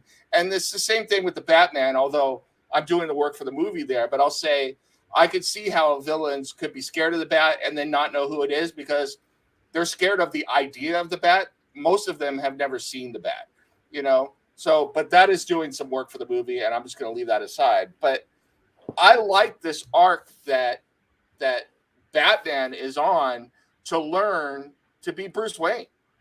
That's basically what it is, because Bruce Wayne is the hopeful side of the Bat. The Bat is all about vengeance, and I think vengeance used in this context is a little bit different. His vengeance, the vengeance that Bruce or Bat takes his whole life, is beating the crap out of people to because of his pain that he has never gotten over of his parents' death. But that is tempered by the fact, by other people in his life, to turn that vengeance into justice, and by his own morality to turn that vengeance into justice, because his vengeance could easily become, he's talked about this before, killing people and everything. And this goes into the whole mind of the Bat. Because of James Gordon, because of Alfred, instead of just beating the crap out of these people and letting them lie and taking personal satisfaction out of that, he puts them in jail. He puts them in Arkham City. He delivers them to the police. And I think you see that growth in the Batman character, is that I think that's what this was all about. This is what I see. And now I will fully admit I may be reading way too much into this, but I see him learning to take the Batman concept, his vengeance concept, outside of his own personal pain. And the person who teaches that is when Alfred almost dies, and he has that moment with Alfred and realizes he can have family and still be the Batman. Selina, he can have someone he's interested in, and it's Batman who's in love with Selina, not Bruce Wayne. It's Batman, So I think the Batman has grown to knowing he can have family, and this is my hope that the second movie, all of this, and with Bruce reemerging to kind of bring hope to the city and everything, means he's got to develop a Bruce Wayne personality. And that's why I said at the beginning, you've got to do that in movie 2. If you don't, you have failed completely. It's an F.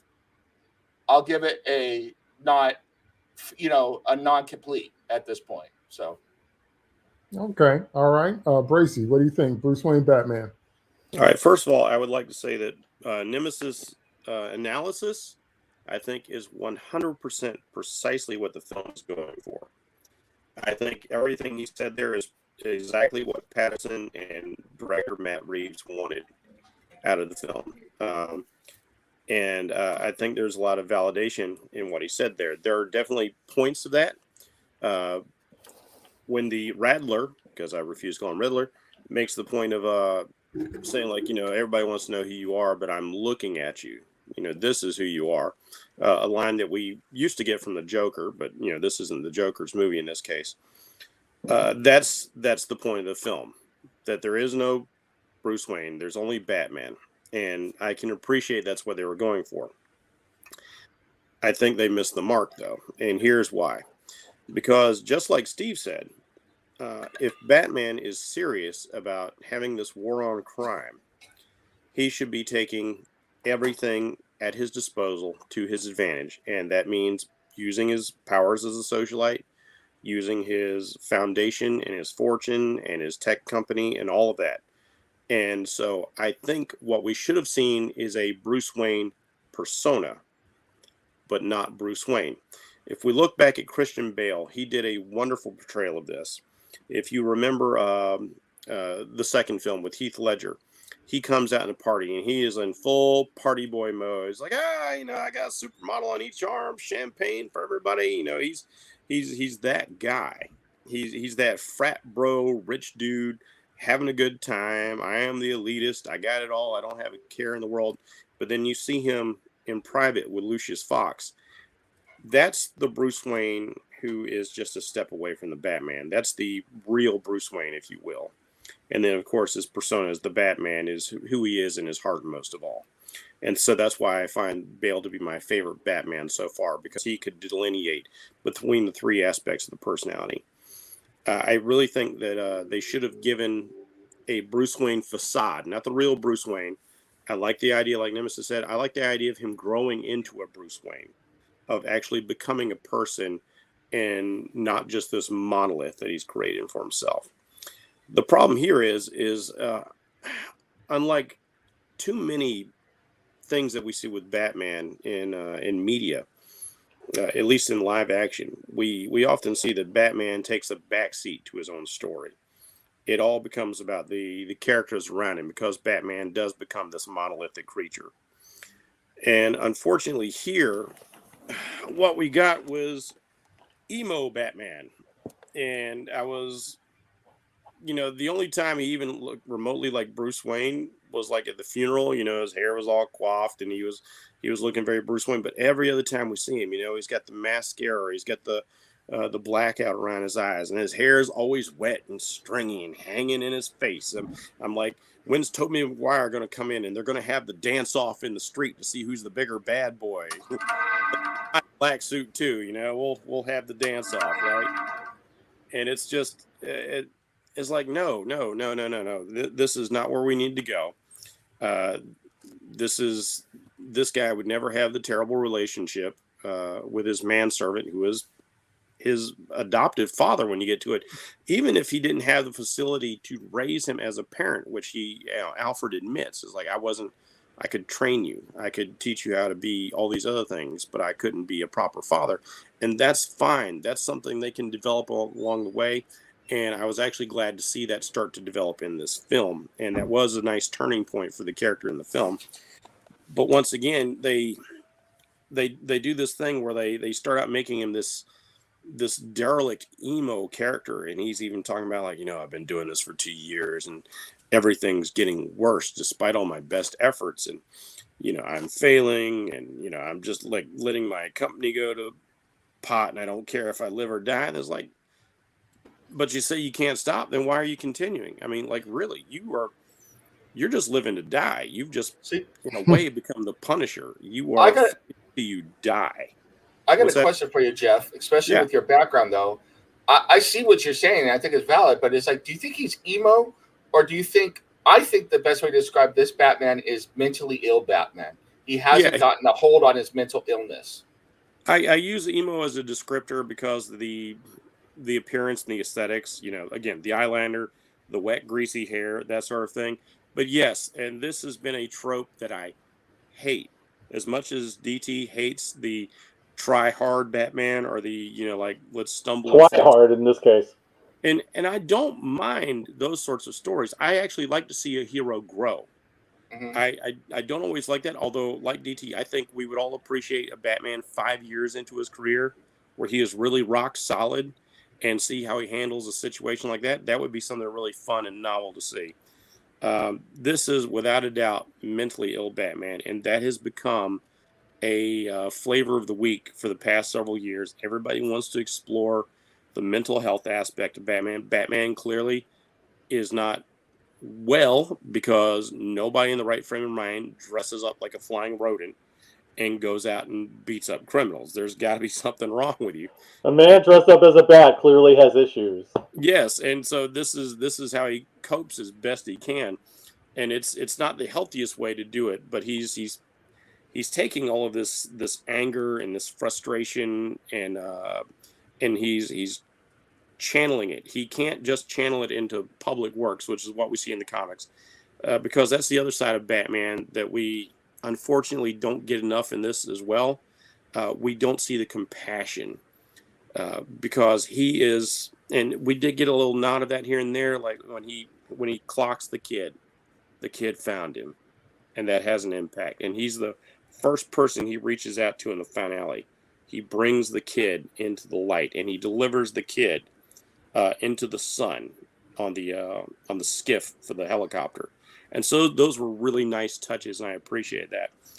But we need to see more of that compassion because so often in the continuity of Batman, he will take a villain and even a thug, and as soon as they pay their dues or whatever, he'll go around behind their back circuitous, like, hey, Wayne's got a security guard position open, and like, are you good with janitorial work? Like, I'll find something for you. Like, there's a foundation that can help you. Maybe you could go to school and get a degree in something, whatever it is. And I know it's still supposed to be early in his career, but I feel like year two, this really feels like much more of a year one. I could have accepted a lot of this so much more.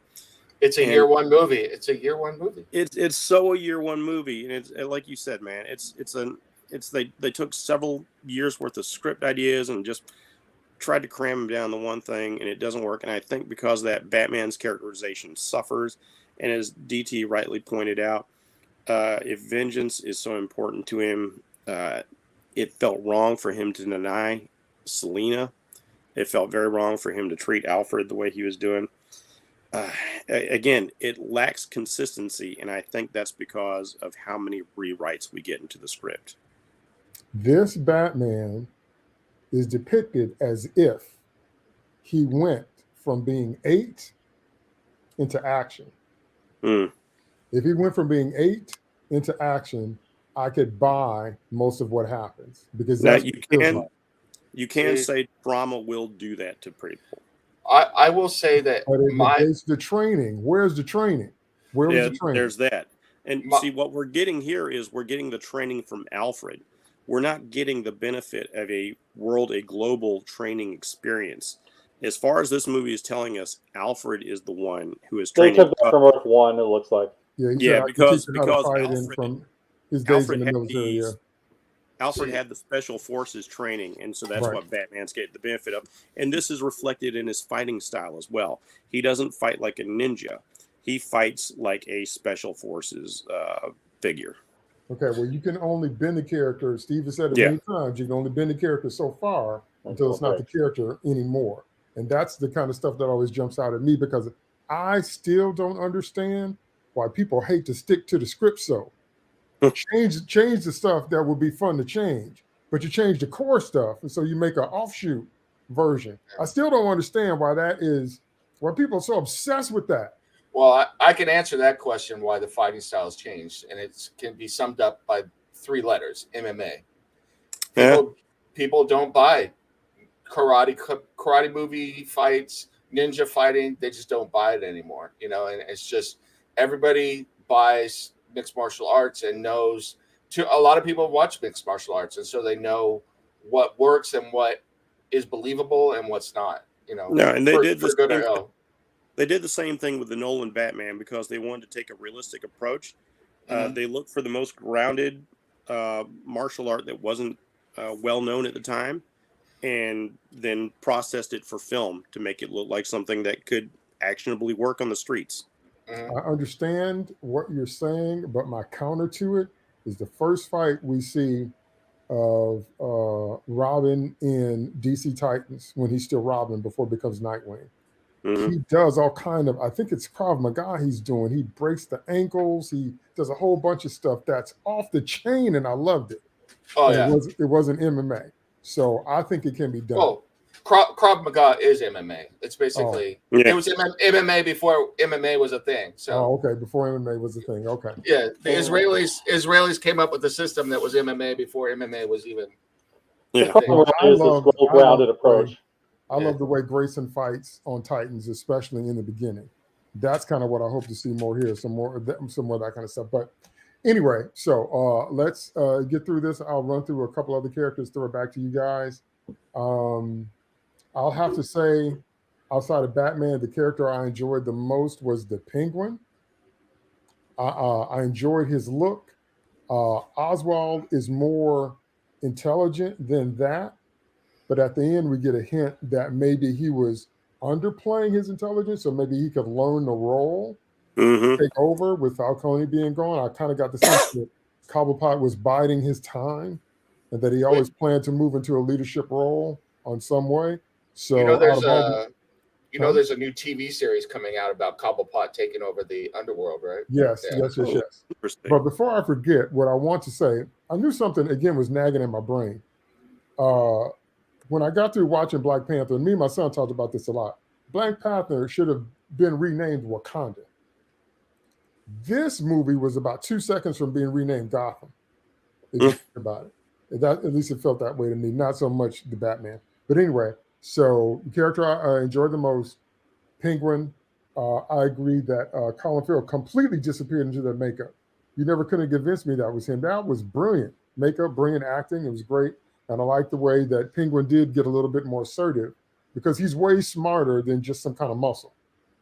But it looked like he was just biding his time. Really like that.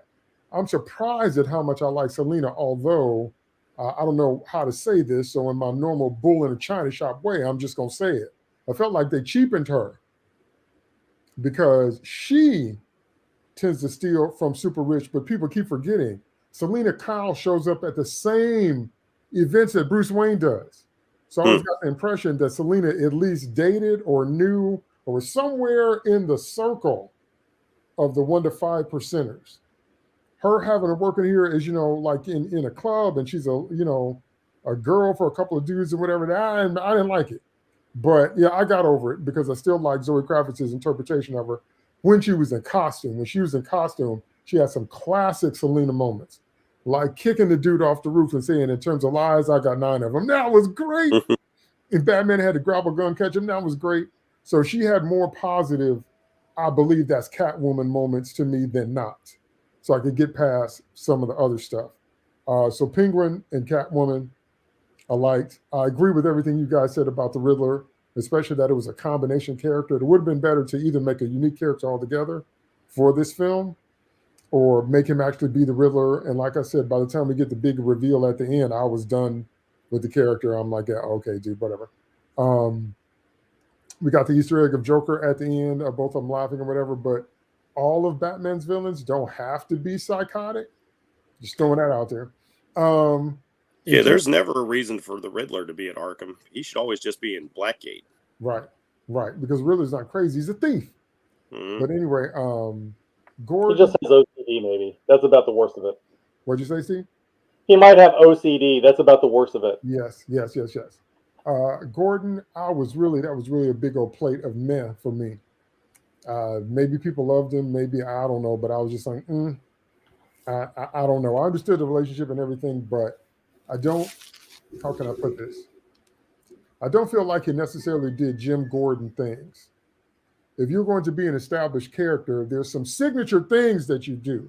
So the one signature thing that he did was stand up for Batman and all else. I'll give him that. But it just still felt like also you could have swapped out another actor and it'd be the same character. And so that's what I feel like. There wasn't anything specific or memorable. Catwoman got most of the memorable lines in the film. Most of the stuff the catchphrases you would repeat came from Selena. Mm-hmm. In terms of Alfred, I really feel like Serkis was completely wasted. He's so good at everything he does, and he could have brought some. I wanted to see more of that Alfred, but instead we got more of Alfred as a function and less a character. So I think they underplayed what they could have done with Andy Serkis in the role, but that's just me. And in terms of everybody else, but particularly the cops, I have to fall back on the word we've used several times, which is kind of inconsistent. Because Gotham feels like a chaotic, crazy place where on the one hand, there's a conspiracy we have to keep on the down low, and Selena's friend Annika was killed because she knew too much. On the other hand, the DA is running his mouth at high volume and introducing all the council members and running out in the street and, hey, do you need a ride home and all that? So I'm like, which one is it? Okay, are we openly corrupt or is the corruption on the low? That kind of thing. No, Torturo as Falcone or Falcone, however you want to say it. Falcone, they said in this movie. Katie Holmes called him Falcone in Begins. I thought was brilliant. I thought just he just nailed it because he felt like Carmine Falcone should feel. He did the things Carmine Falcone would do. He laughed at the system. He was like, I own the system. Just like in Batman Begins, but this was even smoother. This was even more covert and even being exposed on the news with audio evidence of his corruption. He's laughing. He's like, I own the cops. Y'all work for me. I did whatever. Watch 30 days. I'll be walking out and then we'll see, that kind of thing. I love that. Now that to me was some of the better parts of the mob boss slash mafia slash, criminal underground thing that Gotham always brings. I thought Torturo embodied that perfectly because he was able to pull off playing all sides against the middle. He was able to pull off playing both sides of the fence or three sides of the fence, or I'm playing everybody. Like I'm playing the criminals, I'm playing the cops, I'm playing the vigilante. Like, I'm playing 5-dimensional chess on all y'all. And, none of this is bothering me. I love that. And he's so heartless and so ruthless until in the same breath, he discovers that Selena is his child. He tries to kill her. Tries to kill her in the same scene. I'm Maria Kyle's kid. Remember her? Then he's choking her to death inside of 5 seconds of that. I'm like, that's a heartless man. That's a heartless thug. That's somebody who doesn't care about anything but, his thing. So I really, really like that as well.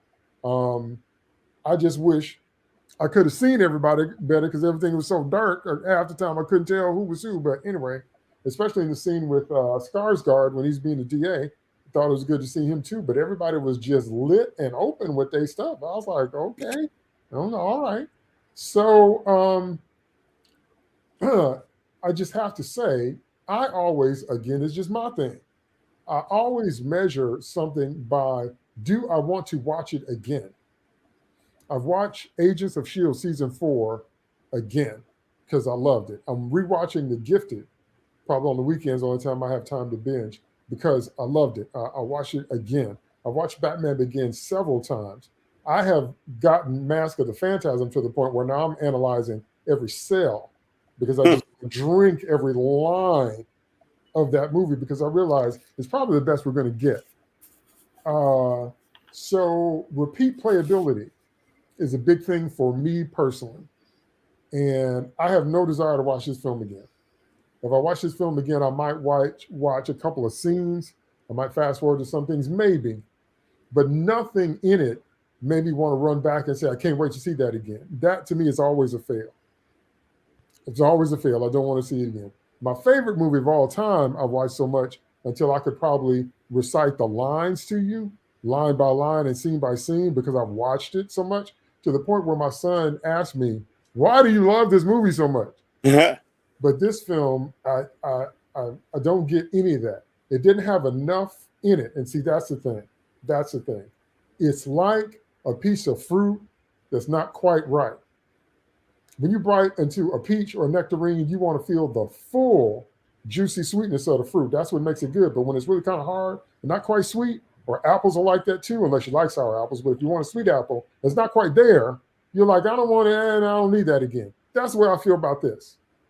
Okay, a lot of good potential, a lot of good stuff, but there was nothing in it. I wanted a scene like the warehouse scene, at least one good scene where I was like, that's Batman. Okay, I said that with Catwoman. I was like, that's Catwoman. I got that scene with that, but I did not get that scene. I wanted at least one good scene where we could put on Twitter on loop in 2 minutes and watch it over and over again. And no, I just didn't feel like we got that. And so it's that kind of stuff. As a writer, I'm always trying to put lines in there that you can't get out of your head, catchphrases, stuff that you remember, that when you read my book or watch anything I wrote, you remember this one guy said this thing and I hated it or I loved it or I thought it was funny, but it's in your head now. See that? And this film didn't, just in terms of lives, honey, I got 9 of them.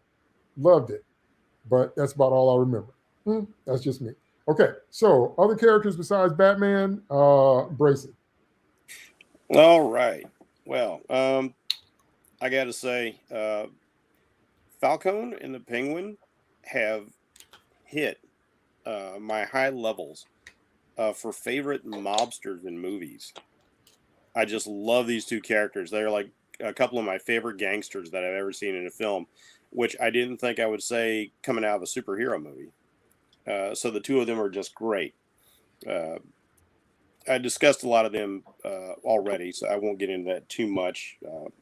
Just the brilliance of both performers in these cases. And to the makeup artists out there, I'm pretty sure you probably used, it has to have been either silicone or gelatin to look so realistic, to have all that weight and that movement, to give Colin Farrell that fat face. And it's a beautiful, beautiful job. And this is why I had to keep checking to make sure it's Colin Farrell as far as the credits go, because I can't see the seams in the makeup. It is one of the most impressive, transformative makeups that is, not turning somebody into an alien or something else that I've ever seen on screen. So, like, man, bravo to the team who worked on that. Absolutely stunning work. I do have a question, though, talking about the relationship between Selina and Falcone. Batman makes a point of asking her just how far she's gone to get what she's wanted out of this position. Now, this Selina is based a lot off of Year One, where she is not the socialite.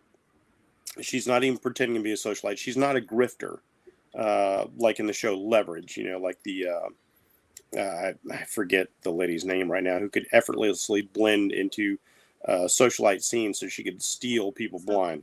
Sophie, thank you, Jennifer. Big fan of the show if you guys haven't seen it. Sophie Devereaux. And that's kind of the classic Catwoman. But with Year One, they gave her a very downtrodden setting, and she starts off being basically a second story man, if you will. She uses her agility to get into places and steal from folks like that. That's a newer rendition of her, and that's kind of what they're going with here. I had trouble because, again, the film fails to be consistent, deciding if Falcone realized that was his daughter or not, because she said, like, oh, he knows me, he knew I was his kid when I was little. And so our first interaction, we see how, like, he caresses her face and is like, oh, I haven't seen you down here in a while. But then when she reveals the name of her mother, he's surprised, like, wait a second, what? I mean, how did you even get into his office to start with? You're just one of 100 beautiful girls that they have working for him. And if you're one of his favorites, are you letting your dad mac on you? And See, if your dad, I was trying not to go there, but I was like, and if your dad is the friggin' Don, he's not just gonna mac on you; he's gonna Hulk smash on you. So what is going on here? I think it's the multiple drafts kind of coming together not very well. Yeah, that was really unsettling and confusing. So I couldn't understand where exactly that was coming from, and I wish they'd have addressed it in the movie in some way, because what I saw didn't make any sense. As far as like Jim Gordon, maybe I'm overestimating. What's his name? Jeffrey Wright. Yeah.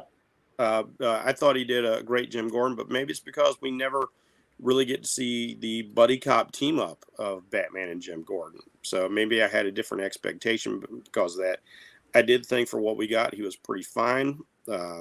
Although, again, everybody's got to talk in these kind of Batman whispers because it's a dark and stormy night out, and that's how Gotham is.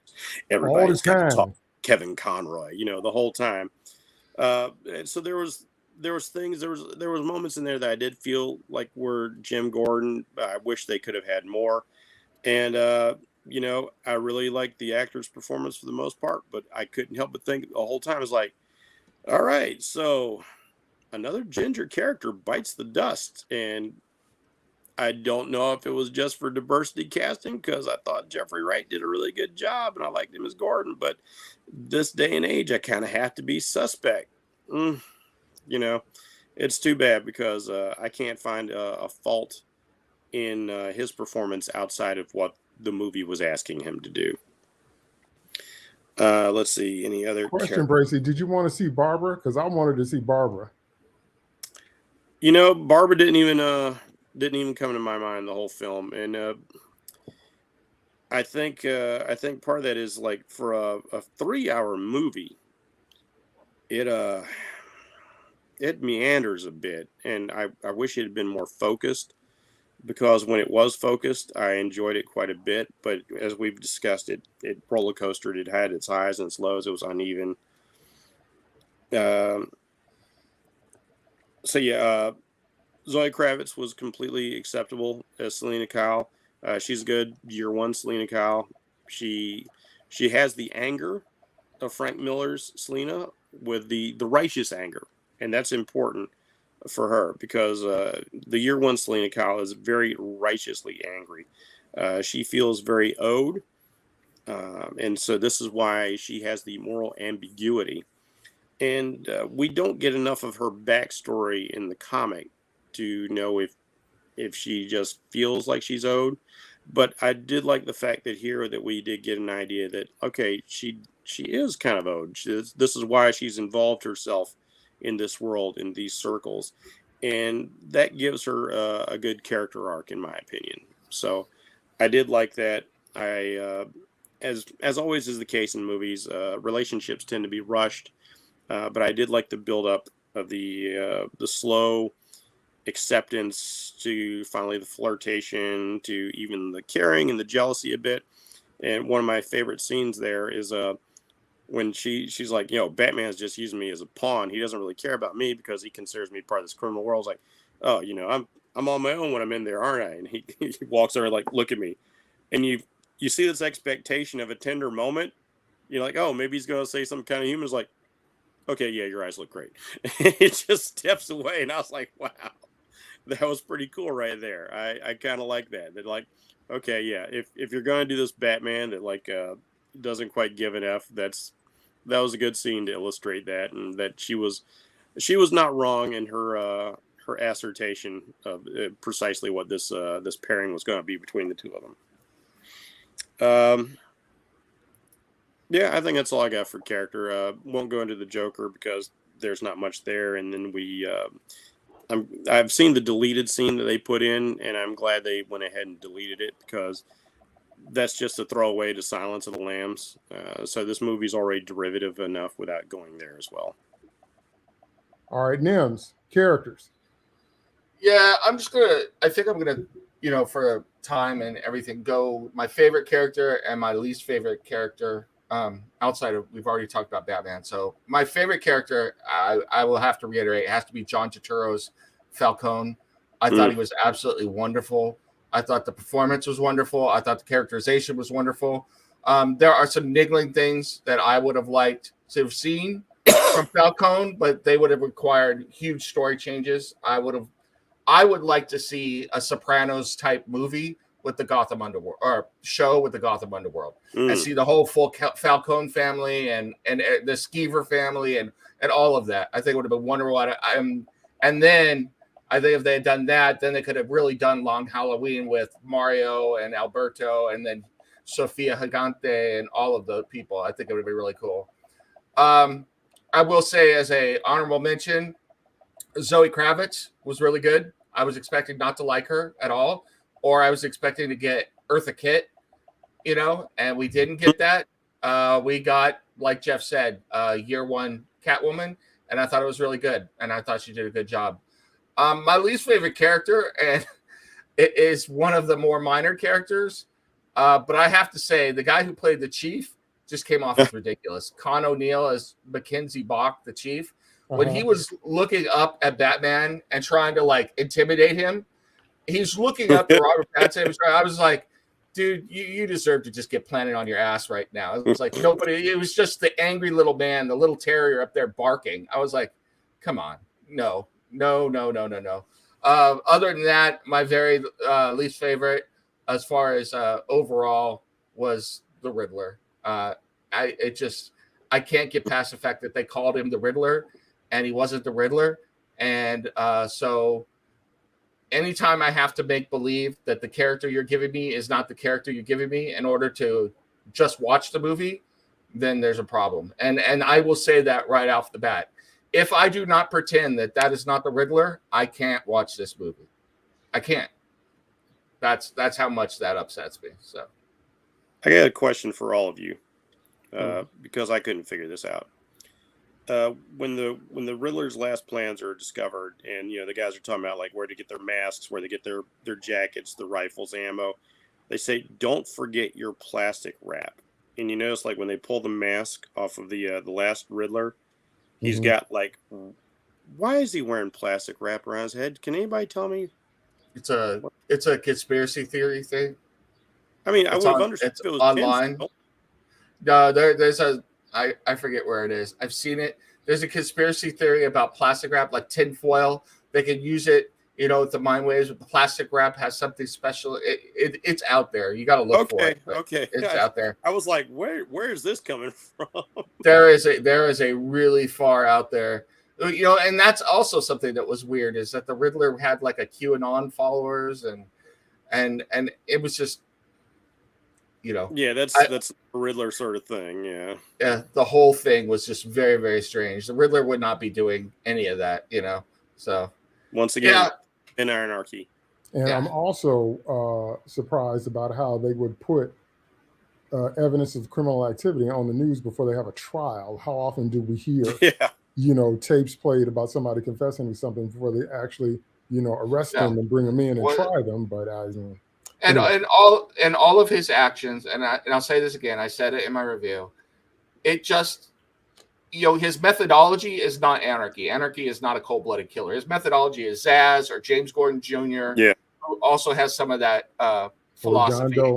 Or John, But his philosophy, his actions, the way he doesn't care about getting caught because the movement is far greater, it just screams anarchy. I don't understand how people can't see that is anarchy because anarchy doesn't care if he's caught as long as the revolution happens, So it's anarchy might be considered to be more of a deep cut character. You'd have to be deeper into Batman lore probably to get all that. I'm thinking because everybody knows the Big Six, but past them, you wouldn't get anarchy until you get to about 5 layers down.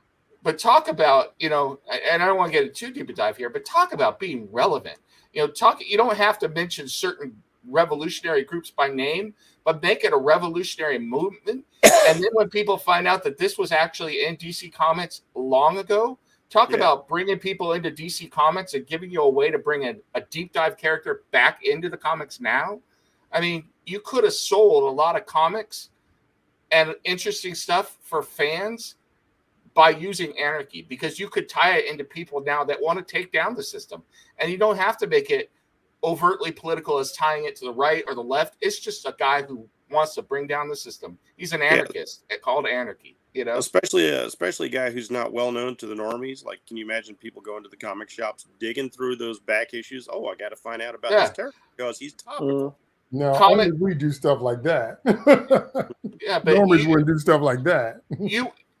There are so many young kids now I've seen it who, happen at my LCS yeah, because the movies have come out. People have come in, it's like, oh, hey, do we have any of these comics? Like my kids have seen the movies, they yeah. want to see these characters. Okay, well, I don't But have little kids anymore, so maybe I'm out of touch with that. there, there are so many kids now, 20 somethings, who feel disaffected in this way.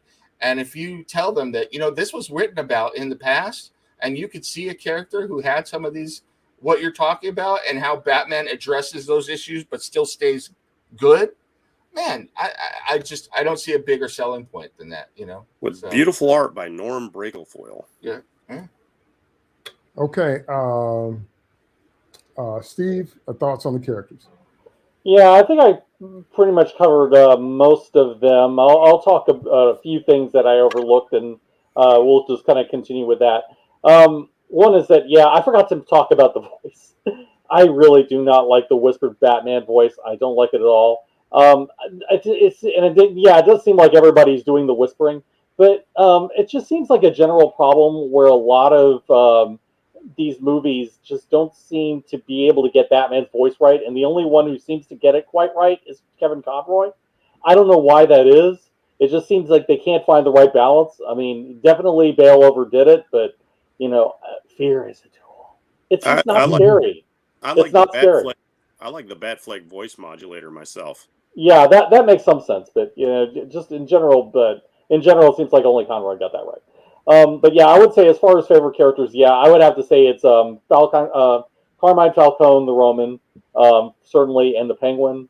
I think that everything involving the Gotham underworld was really well thought out. The idea that Penguin's story being his rise to power, that he was part of Falcone's organization, he took it over. He was using his position, running the Iceberg Lounge as kind of a way to get power and influence, until he finally starts running the underworld in Gotham.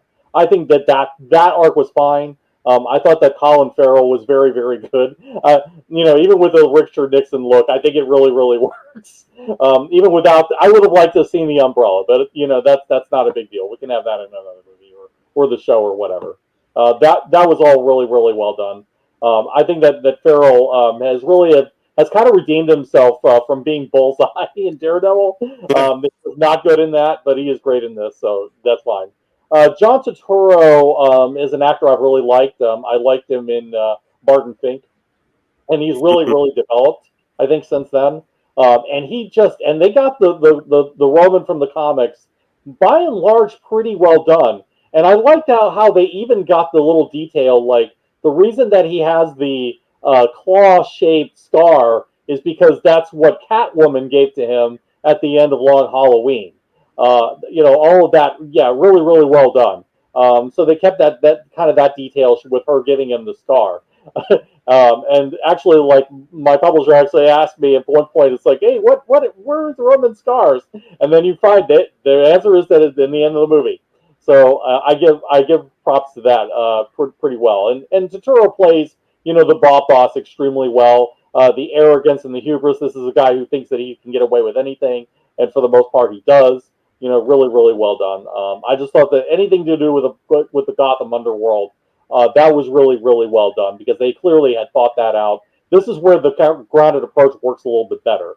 The problem is that all of the actual super villains, are not so much well done, especially the Riddler, who we've pretty much gone to death. That is just not the Riddler. You're never going to convince me that's the Riddler.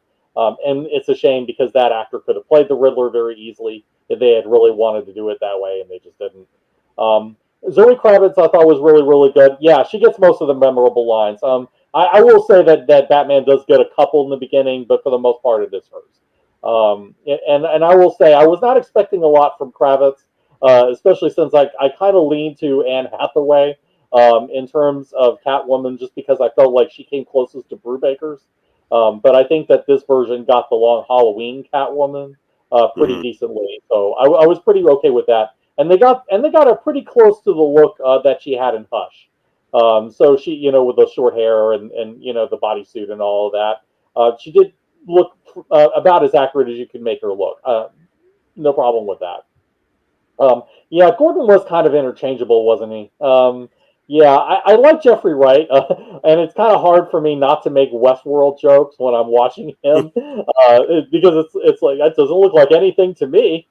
Yeah, so it's like Wright is a very good actor. They want to put him in a lot of these roles, and I just feel like, yeah, he's fine, but I feel like he's done better in other things. Westworld, for example, and even in the James Bond movies, he's pretty decent uh, over there. But here he just seems like, okay, yeah, he's kind of gotten into the character, but he's kind of gotten into the function, as we talked about with Alfred. He doesn't really seem to move that far beyond it. But I like the moments that he has with Pattinson. I mean, they have a decent chemistry. So I was okay with that, perfectly fine. And I will also add, before I kind of see the floor, kind of like why I thought that other woman, Bella Real, should have been a villain. She's too good to be true. And you're going to tell me that everybody in Gotham has been compromised in some way, including Gordon, but this woman is perfectly, clean as the wind-driven snow. No, I didn't buy it. I was thinking the whole time that she was probably part of the Riddler's plan, and she should have been. She's the only one who benefits from it. The reason that she wins the election is because the Riddler is getting rid of all of her competition, and you're going to say that, oh yeah, she's the one that somehow is magically clean. I didn't buy it. I would have thought that it would have been more believable if she had been part of the scheme somehow, and if his plan had been, rather than blow things up with the seawall, if he had been planning all along for her to be mayor so he could take advantage of it in some way, or so that she could do something that he couldn't do on his own and that none of the other people would have done. If it had been something like that, I would have said, yeah, that's kind of clever. But as it is, I'm just sort of thinking, like, why are you, giving time to this woman? Because she's just too good to be true. She's too perfect. She is somebody who somehow makes it out of Gotham, with no moral compromises whatsoever, when the heroes can't even seem to do that. And it's just not believable. I just did not find that character believable. She seemed to be too much of a mouthpiece for Reeves' politics, and I just felt she was a waste. And it's a shame because she could have been a really good part of the story with a little bit more imagination. Okay, now I will say I was because I meant to say this before, but I forgot. I will say that this is the first Batman movie with too many villains that worked. We had Falcone, we had Mm. Penguin, we had Riddler, and we had Catwoman, and it all worked. Because most of the time the movies are too stuffed with villains, and we don't get the story we want. But this time we have four, and they all worked. So I do want to give the movie credit for that, for weaving them together in their places to make sense for them all to be there. So I will give them that. My final question before we wrap up tonight, gentlemen, is: do you want to see another movie in this world? Steve.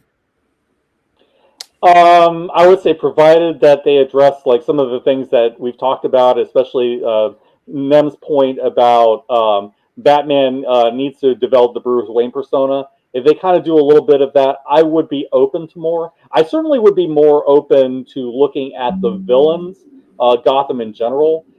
If they want to do stuff with the Penguin, I'm all for that. Colin Farrell's great, no problem with that. If they want to do a Catwoman movie with Zoe Kravitz, I would have no problem with that. But I would say that they need to work on the main character. And I don't want to see. And I will say, they're teasing the Riddler and the Joker, and it's like bad enough that we have like one psychopath that really shouldn't be a psychopath. I don't want to see this psychopath team up with the psychopath that I can't stand, the Joker. I don't want to see that come back. I do not want to see that. I would like to see like stuff with No Man's Land. I think that they've opened the door to do the kind of stuff that what the No Man's Land story did. If it's possible that they do something interesting with it, I think that could be a really good setup for a new movie. But I really say, like, the character of Gotham, I want to see more of. The underworld, I want to see more of. Some of the villains I want to see more of, and Catwoman I would like to see more of. But unless they, address the issues with Batman himself, do I want to see more Batman?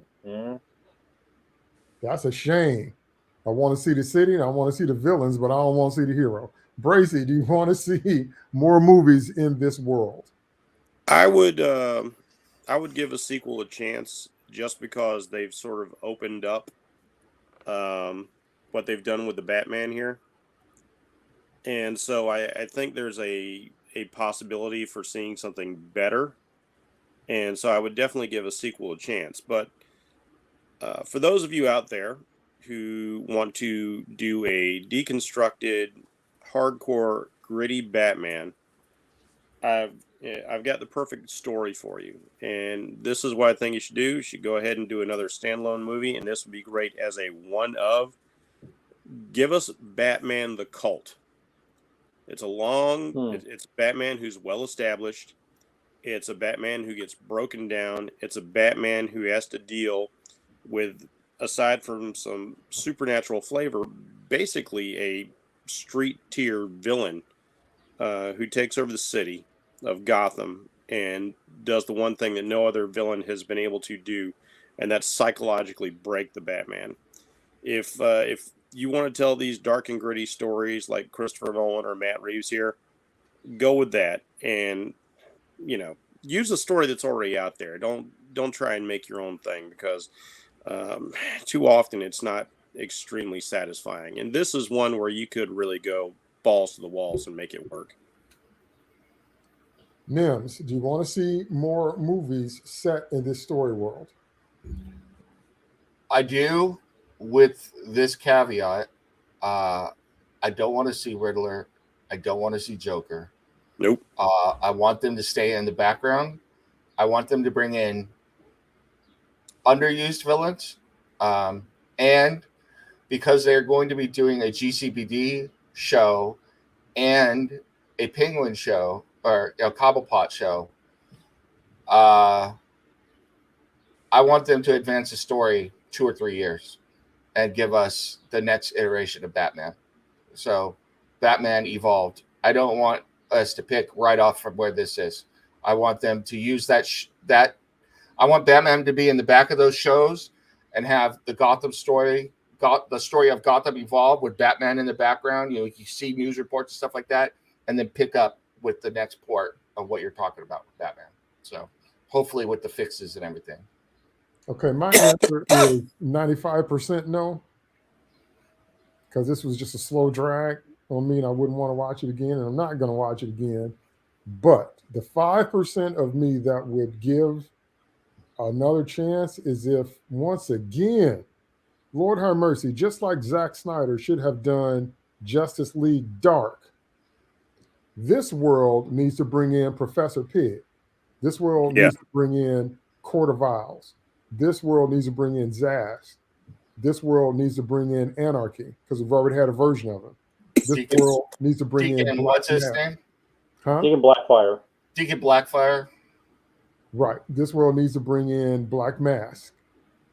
This world needs to bring in villains like that. Now, if you're going to go with villains like that, I would still want them to leave my favorite alone, because my favorite is Mr. Freeze, and I've already seen Pete with Batman the Animated Series, so I don't want them to mess with that. But can I put in my 2 cents on that real quick? Go ahead. If I was writing the scripts for the next 2 movies, because supposedly he wants to do a trilogy, the next movie I would use Azrael coming in after everything that goes in and deal with that in the next movie with Azrael, and bring in 2 other villains that Azrael is hunting down, so crime and everything, and then have the last one be Court of Owls, where the Court of Owls is behind everything that's gone on, and that's how you tie up this world. That's what I would do. Court of Owls is perfect for this frame world, for the frame of this world. Also, one I forgot to mention was Hugo Strange. Hugo Strange would fit perfectly. I think Azrael would be great for Batman to have to examine, but for the grace of God, go I, and then have some character growth. Well, if you notice, the super villains are the more colorful ones, and the ones we've been listing are the darker, more grounded, more gory, more visceral, more psychotic, like somebody could put on a mask and act this way ones. So that's what this world needs. Professor Pig, Hugo Strange, Court of Owls, Anarchy, Zaz, Black Mask, that kind of thing. That's what works here with the ventriloquist. Give me ventriloquists. Well, okay, but see that get real goofy really fast. Mad Hatter. I don't even think he fully works in animation. Mad Hatter doesn't belong anywhere but comics and animation. You put him in the real world, and unless you completely change him, then he's not Mad Hatter anymore. Yeah. But I have to agree with Steve. Unfortunately, the character I'm most mad about is my favorite character is the hero.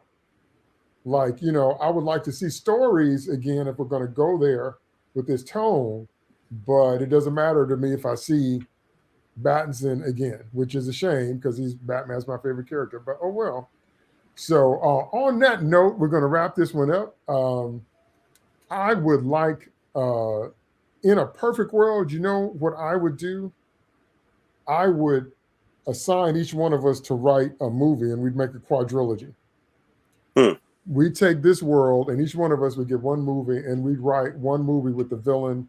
We would still be set in this world, still same cast and everything, but we would take what we talked about tonight and we'd write a movie based on that. And I would like to see that quadrilogy if we did it, because I'd like to see the progression of the character. I'd like to see who he's fighting. I'd just like to see what we could do with all that, because again, there's a better set. You don't want the colorful supervillains in this world. No. You want the street villains in this world because you've grounded Batman, so you need something fighting on that level, that kind of thing. I would like to see that. Yeah, no blockbuster, no Clayface, nothing like that. But my Batman would definitely be the most over the top, because I would specifically have a scene of him turning in midair and firing his grapple gun and swinging with one arm, which you can't do with 200 pounds, 300 feet in the air. But that's just me. All right, so I want to thank my co-host for another lovely podcast. It's funny how nowadays there's controversy is not the right word, but it seems to every superhero movie comes steeped in it now. Like they don't just drop anymore. Now they drop with controversy. Have you noticed that? Like they don't just come out, but it's always this stuff about them. I don't know what that is, but anyway, I guess that's why we have a job. That's why we're here doing sloppy spoilers, to weigh in on such things. So I'd like to thank my co-host. Thank you, Nims. No problem. And I can drop and one-armed hang and swing just like that. I do it all the time. That's how I got home today. I just dropped out of the sky and swang on home. So yeah, video or it didn't happen. Thank you so much, Bracy. I did all that, but with my foot. Exactly. That's it. Okay, thank you so much, Steve. We have a signal when I'm needed, and when that light, it's a sky. It's not just a call; it's a warning. A warning for sloppy sports. Now I have this image of Bracy swinging by his ankles with his head down, with the blood rushing to his head. But that's another thing. Okay, so thank you so much to our audience. We're going to continue to dissect our favorite pop culture and superhero genre movies. Don't forget to check out all the many other broadcasts we have, many other YouTube channels. We literally have something for everybody in Comic Crusaders, whether you like retro stuff, contemporary stuff, manga, interviews with creators. We got all that on the different channels. So check out everything that Comic Crusaders has to offer. And me and this crew will see you next time on the next episode of Sloppy Spoilers. What?